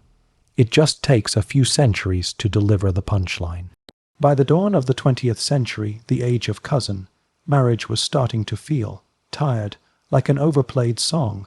The old dynasties still looked magnificent in portraits, all medals and lace and chins, but the cracks were showing. The inbreeding that once symbolized divine order now whispered something else: decline. The portraits began to look haunted, the bloodlines brittle. You could see it in the eyes, that distant, watery stare of people carrying too much history and not quite enough oxygen. Science, of course, was beginning to take notes. The new century brought genetics, microscopes, and an inconvenient man named Gregor Mendel, who explained inheritance using pea plants. The royals did not appreciate being compared to legumes, but the implications were impossible to ignore. The royal blood they had guarded so fiercely turned out to be, well, just blood, subject to the same humble laws of biology as everyone else's. Still, change came slowly. You can't just tell centuries of self-importance to pack up and leave. So the old families adjusted awkwardly, like aging actors in a new genre. They still insisted on noble matches, but the pool was shrinking. Wars had toppled thrones, revolutions had trimmed the guest list, and suddenly there weren't enough healthy cousins to go around. The result was a generation of royals who looked outward cautiously, scandalously toward commoners, and that's when the magic began to fade, or, depending on your view, when it finally became real. Take, for instance, King Alfonso Roman, 13 of Spain, born in 1008, 186, the child of an inbred dynasty that had already flirted dangerously with haemophilia.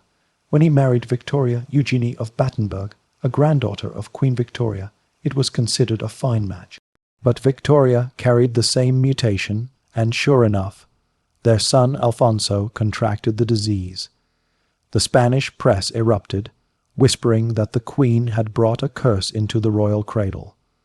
The same logic that once condemned witches now turned toward genetics. Science, it seemed, had simply replaced sorcery as the new vocabulary for blame. Alfonso, humiliated and frustrated, began to drift away from his wife. The marriage soured, politics crumbled, and by 1931, the Spanish monarchy collapsed entirely. A republic rose in its place briefly before dictatorship reclaimed the stage, but by then the damage to the idea of divine blood was permanent. The people had learned what doctors already knew. Heredity doesn't care about crowns. Meanwhile, across Europe, similar dramas unfolded in quieter tones. The Romanovs of Russia fell not just to revolution, but to biology. Tsarevich Alexei's haemophilia turned his mother, Alexandra, into a desperate believer in mystics. Enter Rasputin, the half-mythical monk who claimed he could heal the boy. Whether through hypnosis, prayer, or sheer audacity, he seemed to help, and soon the royal family trusted him more than any doctor. It didn't end well.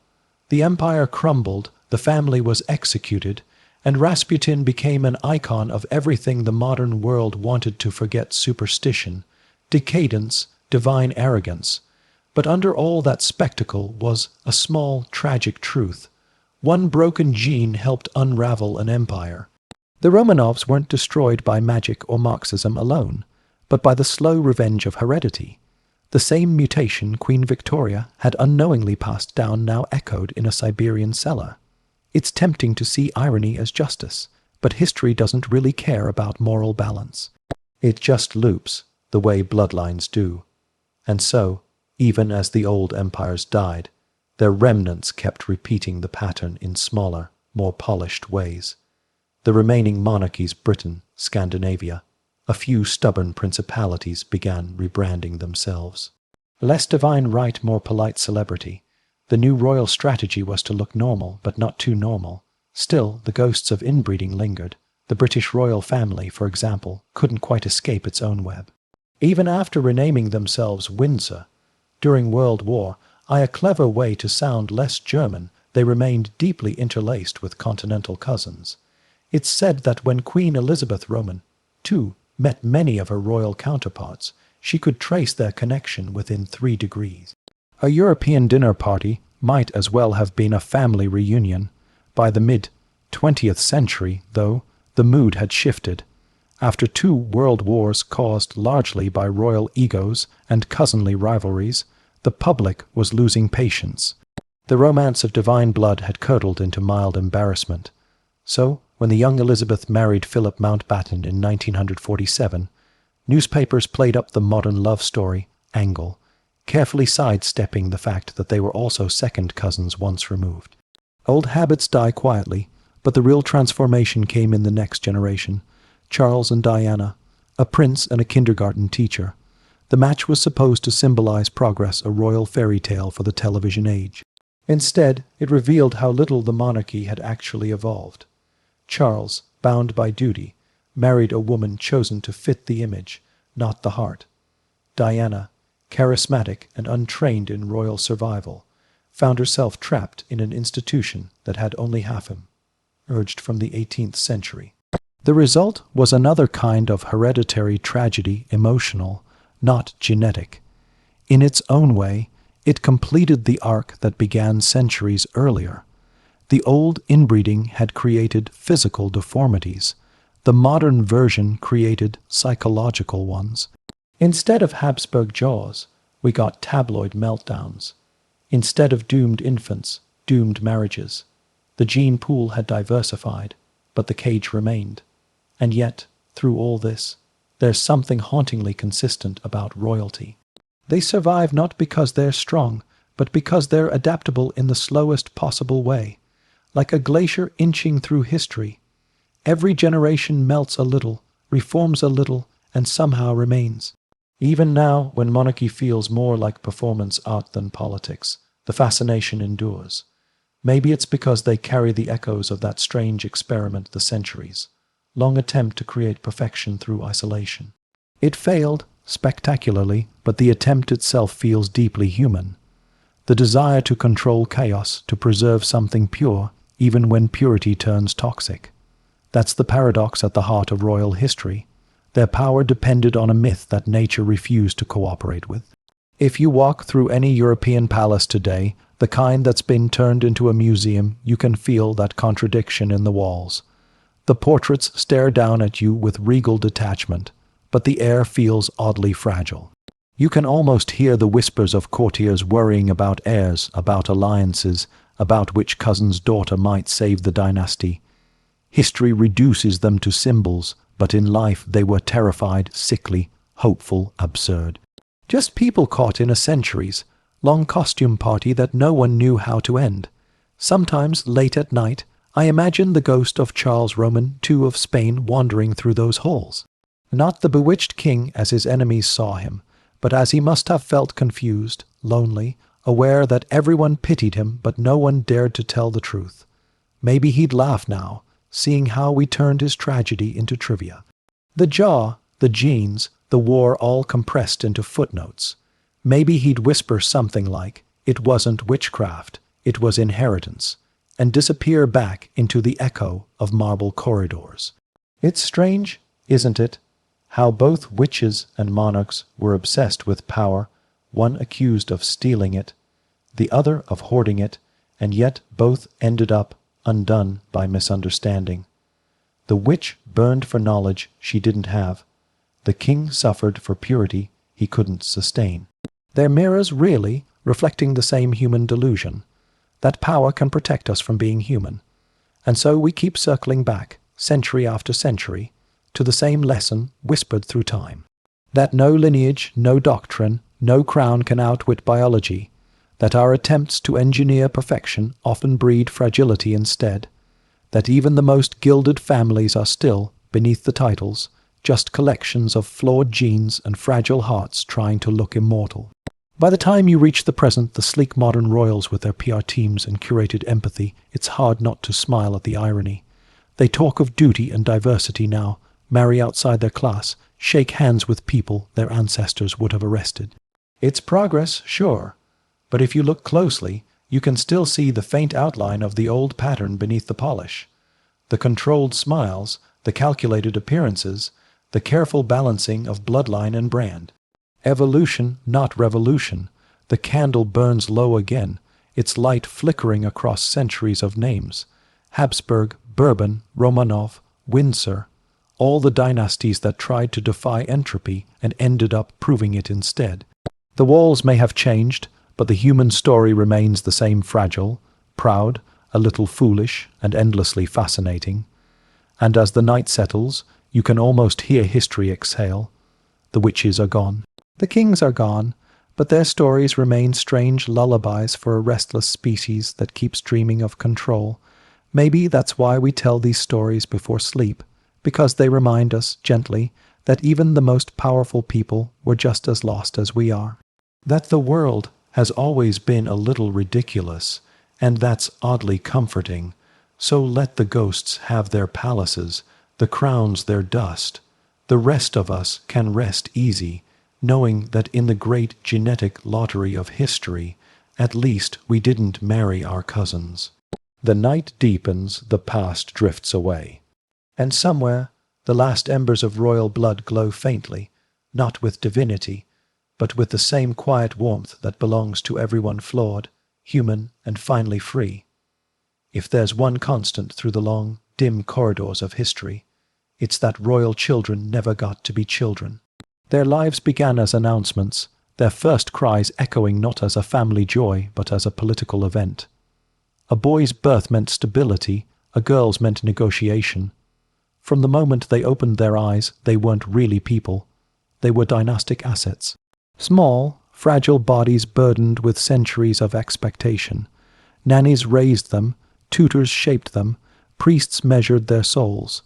Parents hovered like ghosts, distant, ceremonial, terrified to show affection lest it weaken the armor of majesty. Love, when it appeared, was rationed like medicine, and so you get portraits of stiff little princes in lace collars, staring out at you with the eyes of middle-aged men. They look less like children and more like hostages. In a sense, they were. Medieval and early modern royal nurseries were odd places, half school, half prison. You learned languages, etiquette, heraldry, scripture, and suspicion. You learned to sit very still while adults talked about you as if you weren't there. You learned not to cry when you were frightened. You learned early that everyone around you wanted something. Take poor Prince Edward V of England, one of the fabled princes in the Tower. Born into glory, vanished into mystery. He and his brother disappeared after being placed under the protection, if that's the right word, of their uncle, Richard Roman III. Their tiny bones were later rumored to have been found in the Tower of London, but no one knows for sure. All that remains are the whispers of ambition that closed over their cradle. Childhood ended before it began. Or consider Charles the Bold's daughter, Mary of Burgundy, heiress to vast territories, orphaned young, and married off for strategy, not love. Her life was a chess game in a crown. She died at 25 after falling from her horse, the kind of abrupt, tragic ending that history barely pauses to mourn. Yet in her letters you catch glimpses of something tender, almost modern, a young woman aware of how little of herself she truly owned. Royal children grew up surrounded by tutors who told them they were chosen by God, and courtiers who acted like they were cursed. It was confusing, and that confusion ripened into arrogance or anxiety, sometimes both. Henry Roman VIII was pampered into tyranny, Louis Roman XIV turned solitude into theatre. It's easy to mock their extravagance, but under all that gold there was a familiar human panic, the fear of not being loved for who they were, only for what they represented. Sometimes the cruelty came not from enemies, but from the very institutions meant to protect them. Royal medicine, for instance, was a horror show. The smaller the patient, the more confident the doctors seemed. Mercury for teething, leeches for fever, bleeding for melancholy. The theory was that a royal body, being purer, could withstand more treatment. The reality was that many heirs died of the cure rather than the disease. In the 17th century, France buried children like clockwork. Every few years another royal infant succumbed to some polite-sounding illness, ague, flux, the sweating sickness. Behind each euphemism was the same story: too many germs, too little sense. Versailles glittered above a swamp. Hygiene was for peasants. Royal physicians had powdered wigs and fatal confidence. And yet, against all odds, some of those fragile heirs grew up, half feral, half godlike, and stumbled into adulthood carrying invisible scars. The history books call them melancholic, eccentric, pious, or mad. It's really the same diagnosis, told in different centuries. Consider the Dauphin Louis, Joseph, first son of Louis Roman XVI and Marie Antoinette. The revolution was still a distant murmur when he fell ill. The doctors tried everything: bleeding, purging, prayer. He died at 7. His younger brother, Louis Charles, became the uncrowned King Louis Roman XVII, at least on paper. In reality, he spent his last years locked in a stone cell, alone, forgotten, coughing himself to death at 10. The New France declared him a symbol, but he was just a sick child whispering for his mother. The more you look, the more you realize royal childhood was a kind of elegant captivity. Every toy was political, every gesture choreographed. When the Spanish princesses learned to dance, they did so under watchful eyes, because grace could charm allies. When the Russian Tsarevich played with soldiers, it wasn't play, it was rehearsal for obedience. They were rehearsing their lives before they ever lived them. Some tried to rebel in small, almost pitiful ways. Princess Elizabeth of Russia used to sneak sweets from the kitchens, not out of greed, but to feel ordinary. Prince George of Hanover hid frogs in his tutor's slippers. Young Victoria kept a secret diary full of sentimental nonsense about her dogs and dolls, an attempt, perhaps, to preserve some corner of herself untouched by protocol. But the system always found them. Tutors corrected handwriting, confessors pruned emotions, courtiers polished away spontaneity. The result was a gallery of beautiful, brittle people who never quite grew up. They learned early that the safest emotion was boredom. And then, when adulthood arrived, it did so violently. One day you're reciting Latin declensions, the next day your father's dead, and the archbishop is anointing your head with oil. Everyone bows, the trumpets blare, and suddenly you belong to the nation. The crown fits awkwardly, you're barely 20 and already ancient. You can see it most vividly in portraits. The baby kings with solemn expressions, the girl, queens with wary eyes. Look long enough and you start to see the fatigue. They're tired before they've even begun. The painters could never quite hide it. The subtle tension in the jaw, the stiffness of the shoulders. Even the cherubic faces of child monarchs carry the shadow of responsibility too heavy for adults. And yet, there's something heartbreakingly human in their awkward attempts at normalcy. Little Prince Alfonso of Spain, for example, once threw a tantrum during a ceremony and refused to bow to a visiting noble. The court was horrified. His mother, embarrassed, scolded him later. "I am tired of bowing to everyone." He reportedly said, "I am the prince, not a puppet." He was 6. That small defiance ripples through history like a sigh. The sense that royalty was always performing for someone else. God, country, the people, the ancestors, rarely themselves. If you listen closely, behind the pageantry, there is always a faint, sad rhythm. Birth, instruction, obedience, isolation, display, decay. The tempo of inherited duty. The more power you had, the less freedom you got. It's a neat moral paradox, and history loves those. By the late 19th century, though, the pattern began to fray. The modern world was too loud, too democratic, too curious. The royal children of this new age had to learn to smile for photographers instead of courtiers. Cameras were less forgiving than oil paint. They captured the real children beneath the crowns, awkward, gawky, human. The illusion trembled, just a little. King George V's children, for instance, posed in sailor suits and looked like polite schoolboys. But inside those stiff collars were the same old anxieties, duty, expectations, the knowledge that your future is already written and the ink is permanent. Edward Roman VIII tried to erase it by abdicating for love, an act both romantic and childish. His brother George VI spent his life stammering through speeches he never wanted to give. It's tempting to pity them, but pity flattens them, turns them into symbols again. Maybe the better thing is to recognize them, to see that beneath the regalia were ordinary, frightened children raised to be extraordinary. And that kind of childhood leaves marks you can't inherit your way out of. When you visit royal palaces today, the children's rooms are always eerily tidy. The toys sit in glass cases, untouched. Miniature furniture, dollhouses, silver rattles, faded christening gowns. Each object feels like a fossil of an emotion that never quite lived. You can imagine the quiet that hung there after bedtime, a silence full of history's expectations pressing down on a small pillow. Every dynasty had its lost children, the ones who died young or mad or forgotten, the ones who didn't fit the pattern. They were buried with titles, but not with names that survived. If ghosts exist, those are the ones that linger, not the conquerors or queens, but the children who never had a chance to be either. Perhaps that's why history feels so haunted when it speaks of inheritance. Because behind every grand lineage is a string of small tragedies, 1,000 little sacrifices of selfhood in the service of continuity. Each generation passes on not just its blood, but its loneliness. And that loneliness, refined over centuries, is the true legacy of monarchy. The jewels are just decoration. The real inheritance is silence. The night grows deeper. The flicker of candlelight dances on portraits of solemn little princes. Their painted eyes seem to ask the same unanswerable question. What was all of this for? The wars, the breeding, the ceremony, the sacrifice. Maybe the answer is simple and sad. It was for us, the watchers.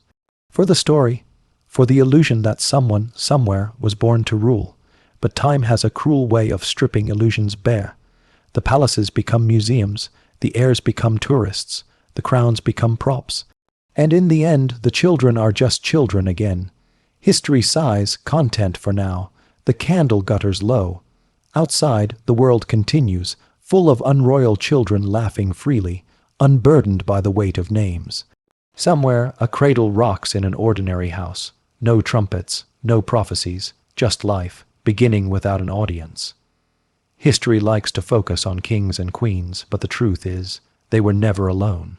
Every breath they took, every word they whispered, every sigh behind a velvet curtain, someone was there. A servant holding a candle, a chambermaid folding sheets, a secretary pretending not to listen. Royal life wasn't private. It was a public performance staged before an audience that could never leave. The palace itself was a living organism, and servants were its bloodstream. From dawn to dusk, it pulsed with their quiet movements, sweeping, polishing, bowing, fetching. Thousands of tiny, unnoticed gestures that made royalty possible. Without them, the glittering illusion of majesty would have collapsed in a day. But the servants didn't just keep the machine running. They knew its secrets. They knew which monarch slept poorly, which noble drank too much, who loved whom, who hated whom. They heard the whispers that never reached the council chambers. They saw the tears behind the jewels. In their silence lived the truest record of history. Let's float for a moment into the private apartments of Versailles, where perfume and dust mingle. It's early morning. The curtains are drawn back. The air smells faintly of candle smoke and roses. The King Louis Roman, 14, is waking up, not by himself, of course. There are rules. There is a ritual called the Lever du Roi, the King's Rising. Imagine it. The door opens and a small army enters. Physicians, valets, bishops, noblemen of varying importance. Each step is choreographed. The most privileged courtier gets to hand the king his slippers. Another fetches his shirt. Someone else presents a wig. All this ceremony just to transform a groggy man into the Sun King. And watching silently in the corners are the lower servants, the ones without titles. The ones who will later clean up the royal chamber pots while pretending not to notice what royalty looks like at its most human. Servants at Versailles learned quickly that invisibility was survival. They moved like shadows, spoke in whispers, and cultivated an artful blankness of expression. If you saw too much, you forgot it instantly. If you heard gossip, you smiled politely and said nothing. To be noticed was dangerous, to be trusted was even more so. But invisibility had its advantages. A clever servant could survive revolutions, regime changes, and royal tantrums simply by staying out of sight. Many did. There are records of palace attendants who served 3 or 4 monarchs in succession, never mentioned in letters or memoirs, yet always there like furniture that breathes. In England, the story wasn't much different. Behind the Tudor pageantry was an army of servants who lived their entire lives in the margins of history. The maids who scrubbed Anne Boleyn's floor after her arrest, the cook who prepared Henry Roman, 8's final meal before he died, half, conscious and bloated. The tailor who stitched Elizabeth's gowns by candlelight, while the Queen raged about the fading of her youth. These people touched history with their hands, but left no fingerprints. Sometimes, though, a servant slipped briefly into the light. Cardinal Wolsey began as a butcher's son and ended up controlling England before Henry Roman, 8's jealousy destroyed him. He was an exception, but his story terrified the nobility. It reminded them that the servants might not stay in their place forever. Most didn't rebel. They couldn't. The job was too precious, the hierarchy too absolute. Servitude was a strange form of safety, a life without choices, but also without starvation. For every nobleman who plotted for power, 100 servants prayed only for steady wages and unspoiled bread. And yet, beneath that obedience, small acts of rebellion bloomed. A chambermaid might gossip about her mistress's affairs. A stable hand might sell secrets to a rival court. A cook might spit in the soup of a cruel lord. Tiny flickers of humanity in a world that demanded perfection. Servants also formed their own society within the palace walls. They gossiped, flirted, fought, stole, sang. They had their own hierarchies, the upper servants looking down on the lower ones, the valets mocking the scullions, the ladies' maids quietly sneering at the kitchen girls. It was a miniature version of the same power games that ruled their masters. Everyone wanted to rise just a little higher. In the 18th century, a clever valet could earn more than a minor nobleman. Many grew wealthy through bribes and gifts. After all, if you control access to the king, you control power. The most famous of them all, Louis Roman XV's valet de chambre, had the delicate job of deciding who could speak to the king in the morning. A misplaced invitation or a forgotten name could alter the fate of entire families. And so, the fate of France sometimes hinged on whether a servant was in a good mood before breakfast. Outside the grand palaces, in the manors and castles of Europe, the system repeated itself in smaller forms. A noble household was a world of silent choreography. Servants rose before dawn, worked until after midnight, and lived in cramped quarters, often just a few steps from their masters' rooms. Privacy was a luxury no one had. They saw their lords in their dressing gowns, their ladies without wigs, their children misbehaving. They saw everything and were supposed to see nothing. The strangest thing is how normal it all seemed to them. Servitude was a way of life, passed from parent to child. If your mother had been a maid, you became one. If your father had been a groom, so would you. Loyalty wasn't just expected, it was inherited. But there were cracks in the facade. The Enlightenment brought new ideas about freedom and equality, and even the servants began to listen. Pamphlets and rumors slipped into kitchens. A footman might read a radical tract by candlelight, then bow to his master in the morning as if nothing had changed. By the time revolutions began sweeping Europe, many servants knew exactly which side they were on. They didn't always rise up, most were too cautious, but they remembered. And when the mobs came for the aristocrats, some opened the doors. History doesn't record their names, but you can imagine the quiet satisfaction in their eyes as centuries of servitude ended with a single turn of the key. Still, not every servant wanted freedom. For some, the palace was all they knew, a strange, glittering cage they couldn't imagine leaving. After the French Revolution, a few royal servants followed their exiled masters into foreign lands, living out their days polishing relics of a vanished world. Even in poverty they bowed. Old habits die slower than kingdoms. In quieter corners of Europe, the old systems lingered well into the 19th century. Country estates still echoed with the soft sounds of servitude, the ring of a bell summoning tea, the rustle of skirts on the stairs, the murmured, "Yes, madame." Industrial progress was transforming the cities, but in the countryside, time drifted lazily on. The servants aged, the lords changed, and the same stories repeated like a lullaby. One can almost picture the evening scene, the fire dimming, the last dish cleared away, the butler standing by the door as the family retires. Upstairs, the noble children dream of power.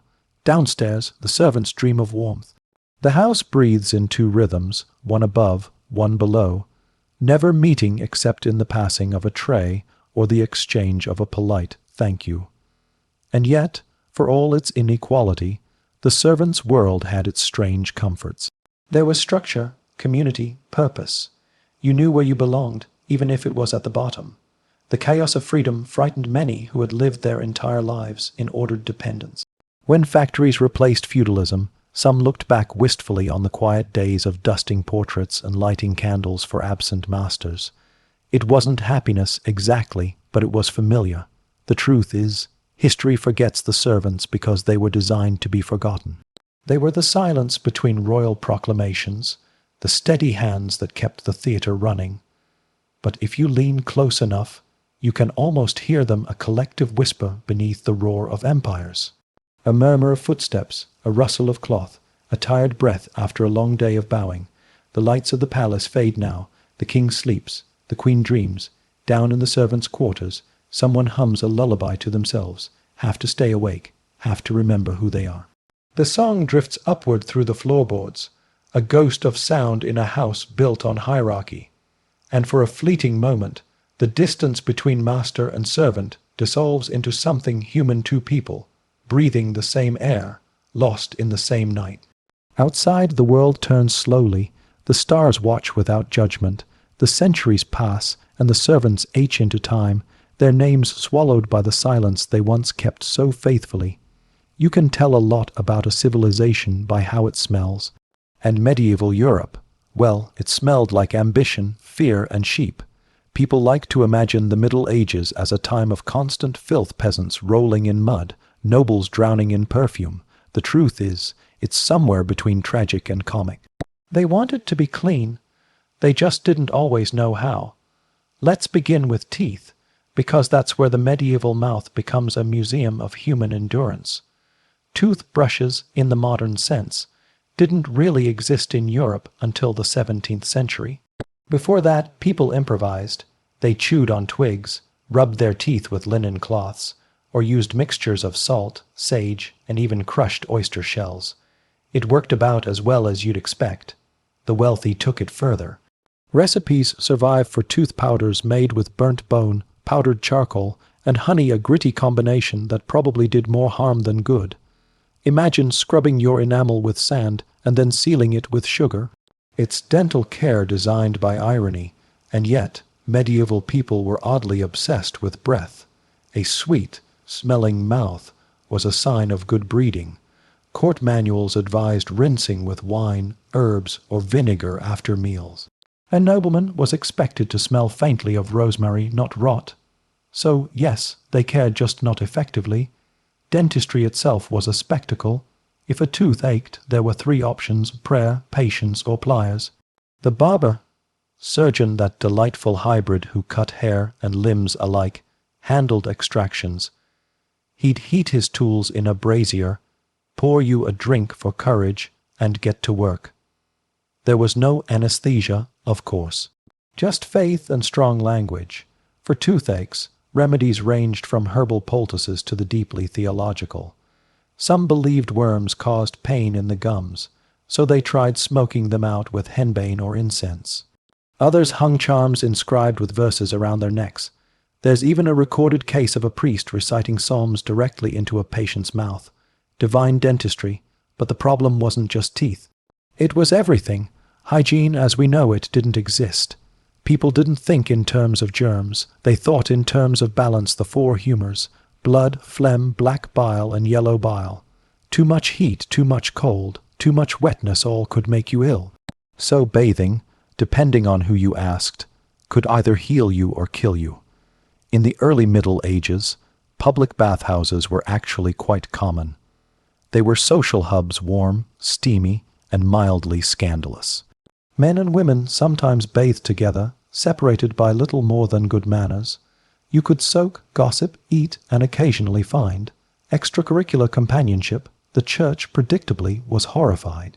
Bathhouses became associated with sin, and sin with disease. By the 15th century, the moral panic merged with medical theory. People started believing that bathing opened the pores to infection. Water, they said, made you vulnerable to miasma, bad air, bad humors, bad luck. The solution: don't bathe. Instead, wipe yourself down with linen, change your clothes often, and pray that perfume counts as cleanliness. Perfume did, in fact, become the medieval answer to soap. Wealthy people carried pomanders, little metal balls filled with herbs and spices to sniff when the air got unbearable. Nobles stuffed their sleeves with lavender and their wigs with orange peel. Entire wardrobes were scented. A lady might not wash her body for months, but her gown smelled like paradise. Peasants didn't have that luxury. They washed in rivers when they could, and when they couldn't, they didn't. But they weren't as filthy as popular myth suggests. A peasant who worked the fields all day wasn't likely to ignore the smell of his own sweat. Water was scarce, but pride was universal. They scrubbed with ash, sand, or even stale urine, surprisingly effective for removing stains, if a bit hard on the nose. Royalty, of course, turned hygiene into theatre. Take Queen Elizabeth I. She reportedly bathed once a month, whether she needed it or not, according to one courtier. Her bath was a spectacle: scented oils, attendants, music. The act of washing became a performance of virtue, not hygiene. It said, "Behold, I am pure," even if the tub water could have dissolved a shoe. The French court took it further. At Versailles, privacy was non-existent. The king's morning routine, from waking to washing, was public. Courtiers watched as Louis Roman XIV dabbed at his face with perfumed cloths. Full immersion was rare. Water was for fountains, not bodies. Even so, the palace reeked. Behind the glittering halls, the air carried the ripe aroma of humanity's sweat, powder, wine, and despair. And yet, the medieval nose adapted. People lived surrounded by smells we would consider unbearable: tallow candles, dung heaps, rotting food, unwashed wool. They didn't mind because everyone smelled the same. A visitor from the 21st century would faint. A visitor from the 14th would faint from your laundry detergent. Perspective is everything. Interestingly, monks were among the cleanest people in Europe. The rule of Saint Benedict required regular washing of hands and feet. Monasteries often had running water systems long before cities did. They even had latrines connected to primitive sewers. Ironically, the men who took vows of poverty sometimes lived more hygienically than kings. Speaking of latrines, medieval plumbing deserves its own quiet applause. Castles had garderobes, narrow stone shafts that emptied into moats or cesspits. They were drafty, damp, and strategically placed near bedrooms. The name garderobe comes from the belief that hanging clothes near human waste kept away moths. It didn't, but it did keep servants busy explaining the smell. Public toilets existed too, especially in cities like London or Paris, but maintenance was inconsistent. Medieval sanitation relied on gravity and denial. Chamber pots were emptied out of windows with a polite shout, "Gardez-le," to warn pedestrians below. People carried umbrellas for more than rain. Still, for all the filth, people tried to be civilized. Table manners, for example, were hygiene's social cousin. You washed your hands before and after meals not because of germs, but because greasy fingers offended God and company alike. Forks were a late arrival, so bread served as both utensil and napkin. The floor served as everything else. Odor was status. If you smelled like sweat, you were working class. If you smelled like roses, you were aristocracy. If you smelled like incense, you were probably dead. Scent defined the hierarchy as much as clothes or language. There's a reason perfumers became powerful figures in Renaissance courts. They literally masked the system. What's oddly touching is that, in their own way, medieval people equated cleanliness with morality. A clean soul mattered more than a clean body. Bathing too much was vanity. Bathing too little was humility. The line between saintly and smelly was thin. Even so, some individuals were ahead of their time. Eleanor of Aquitaine reportedly maintained a fondness for baths and insisted her attendants bathe with her, a practice both scandalous and, frankly, sensible. The Islamic world, by contrast, had far superior hygiene. Bathhouses thrived, plumbing was advanced, and cleanliness was considered godly. When crusaders returned to Europe, they brought back more than souvenirs. They brought the idea that soap wasn't witchcraft. By the Renaissance, the pendulum began to swing again. The rediscovery of classical ideals made cleanliness fashionable. Nobles commissioned marble baths inspired by Roman designs. Doctors started connecting hygiene to health, though they still blamed bad air for disease. Gradually, water became less frightening and more fashionable. Still, the old fears lingered. Even as late as the 18th century, many Europeans preferred to wipe rather than wash. Perfume reached its apotheosis at Versailles, where the smell of musk could probably knock out a horse. The French Revolution cleaned up more than politics. It eventually helped scrub society of its most fragrant delusions. Modern hygiene, in all its soapy glory, is really just a few centuries old. Toothbrushes became common in the 1800. Running water came to cities not long after. Today, we shower daily, brush twice, floss occasionally, and pretend we've evolved. But if you listen closely, you can still hear echoes of medieval logic, all those detox routines, purifying diets, and expensive scented rituals that promise virtue through cleanliness. We haven't changed much. We've just upgraded our linen cloths to electric toothbrushes, and maybe that's what makes the past so oddly comforting. The people who lived through plagues, wars, and drafty castles still cared about smelling nice. They still worried about bad breath before a feast. They still longed for the feeling of being fresh, whatever that meant in an age of cold water and superstition. If you close your eyes, you can almost hear the splash of a wooden bucket, the scrape of soap made from animal fat, the quiet sigh of someone stepping into a rare warm bath and thinking, just for a moment, that the world isn't so bad. History, like cleanliness, is never complete. It's just another layer we keep washing and reapplying, century after century, pretending we've finally scrubbed the truth into something pure.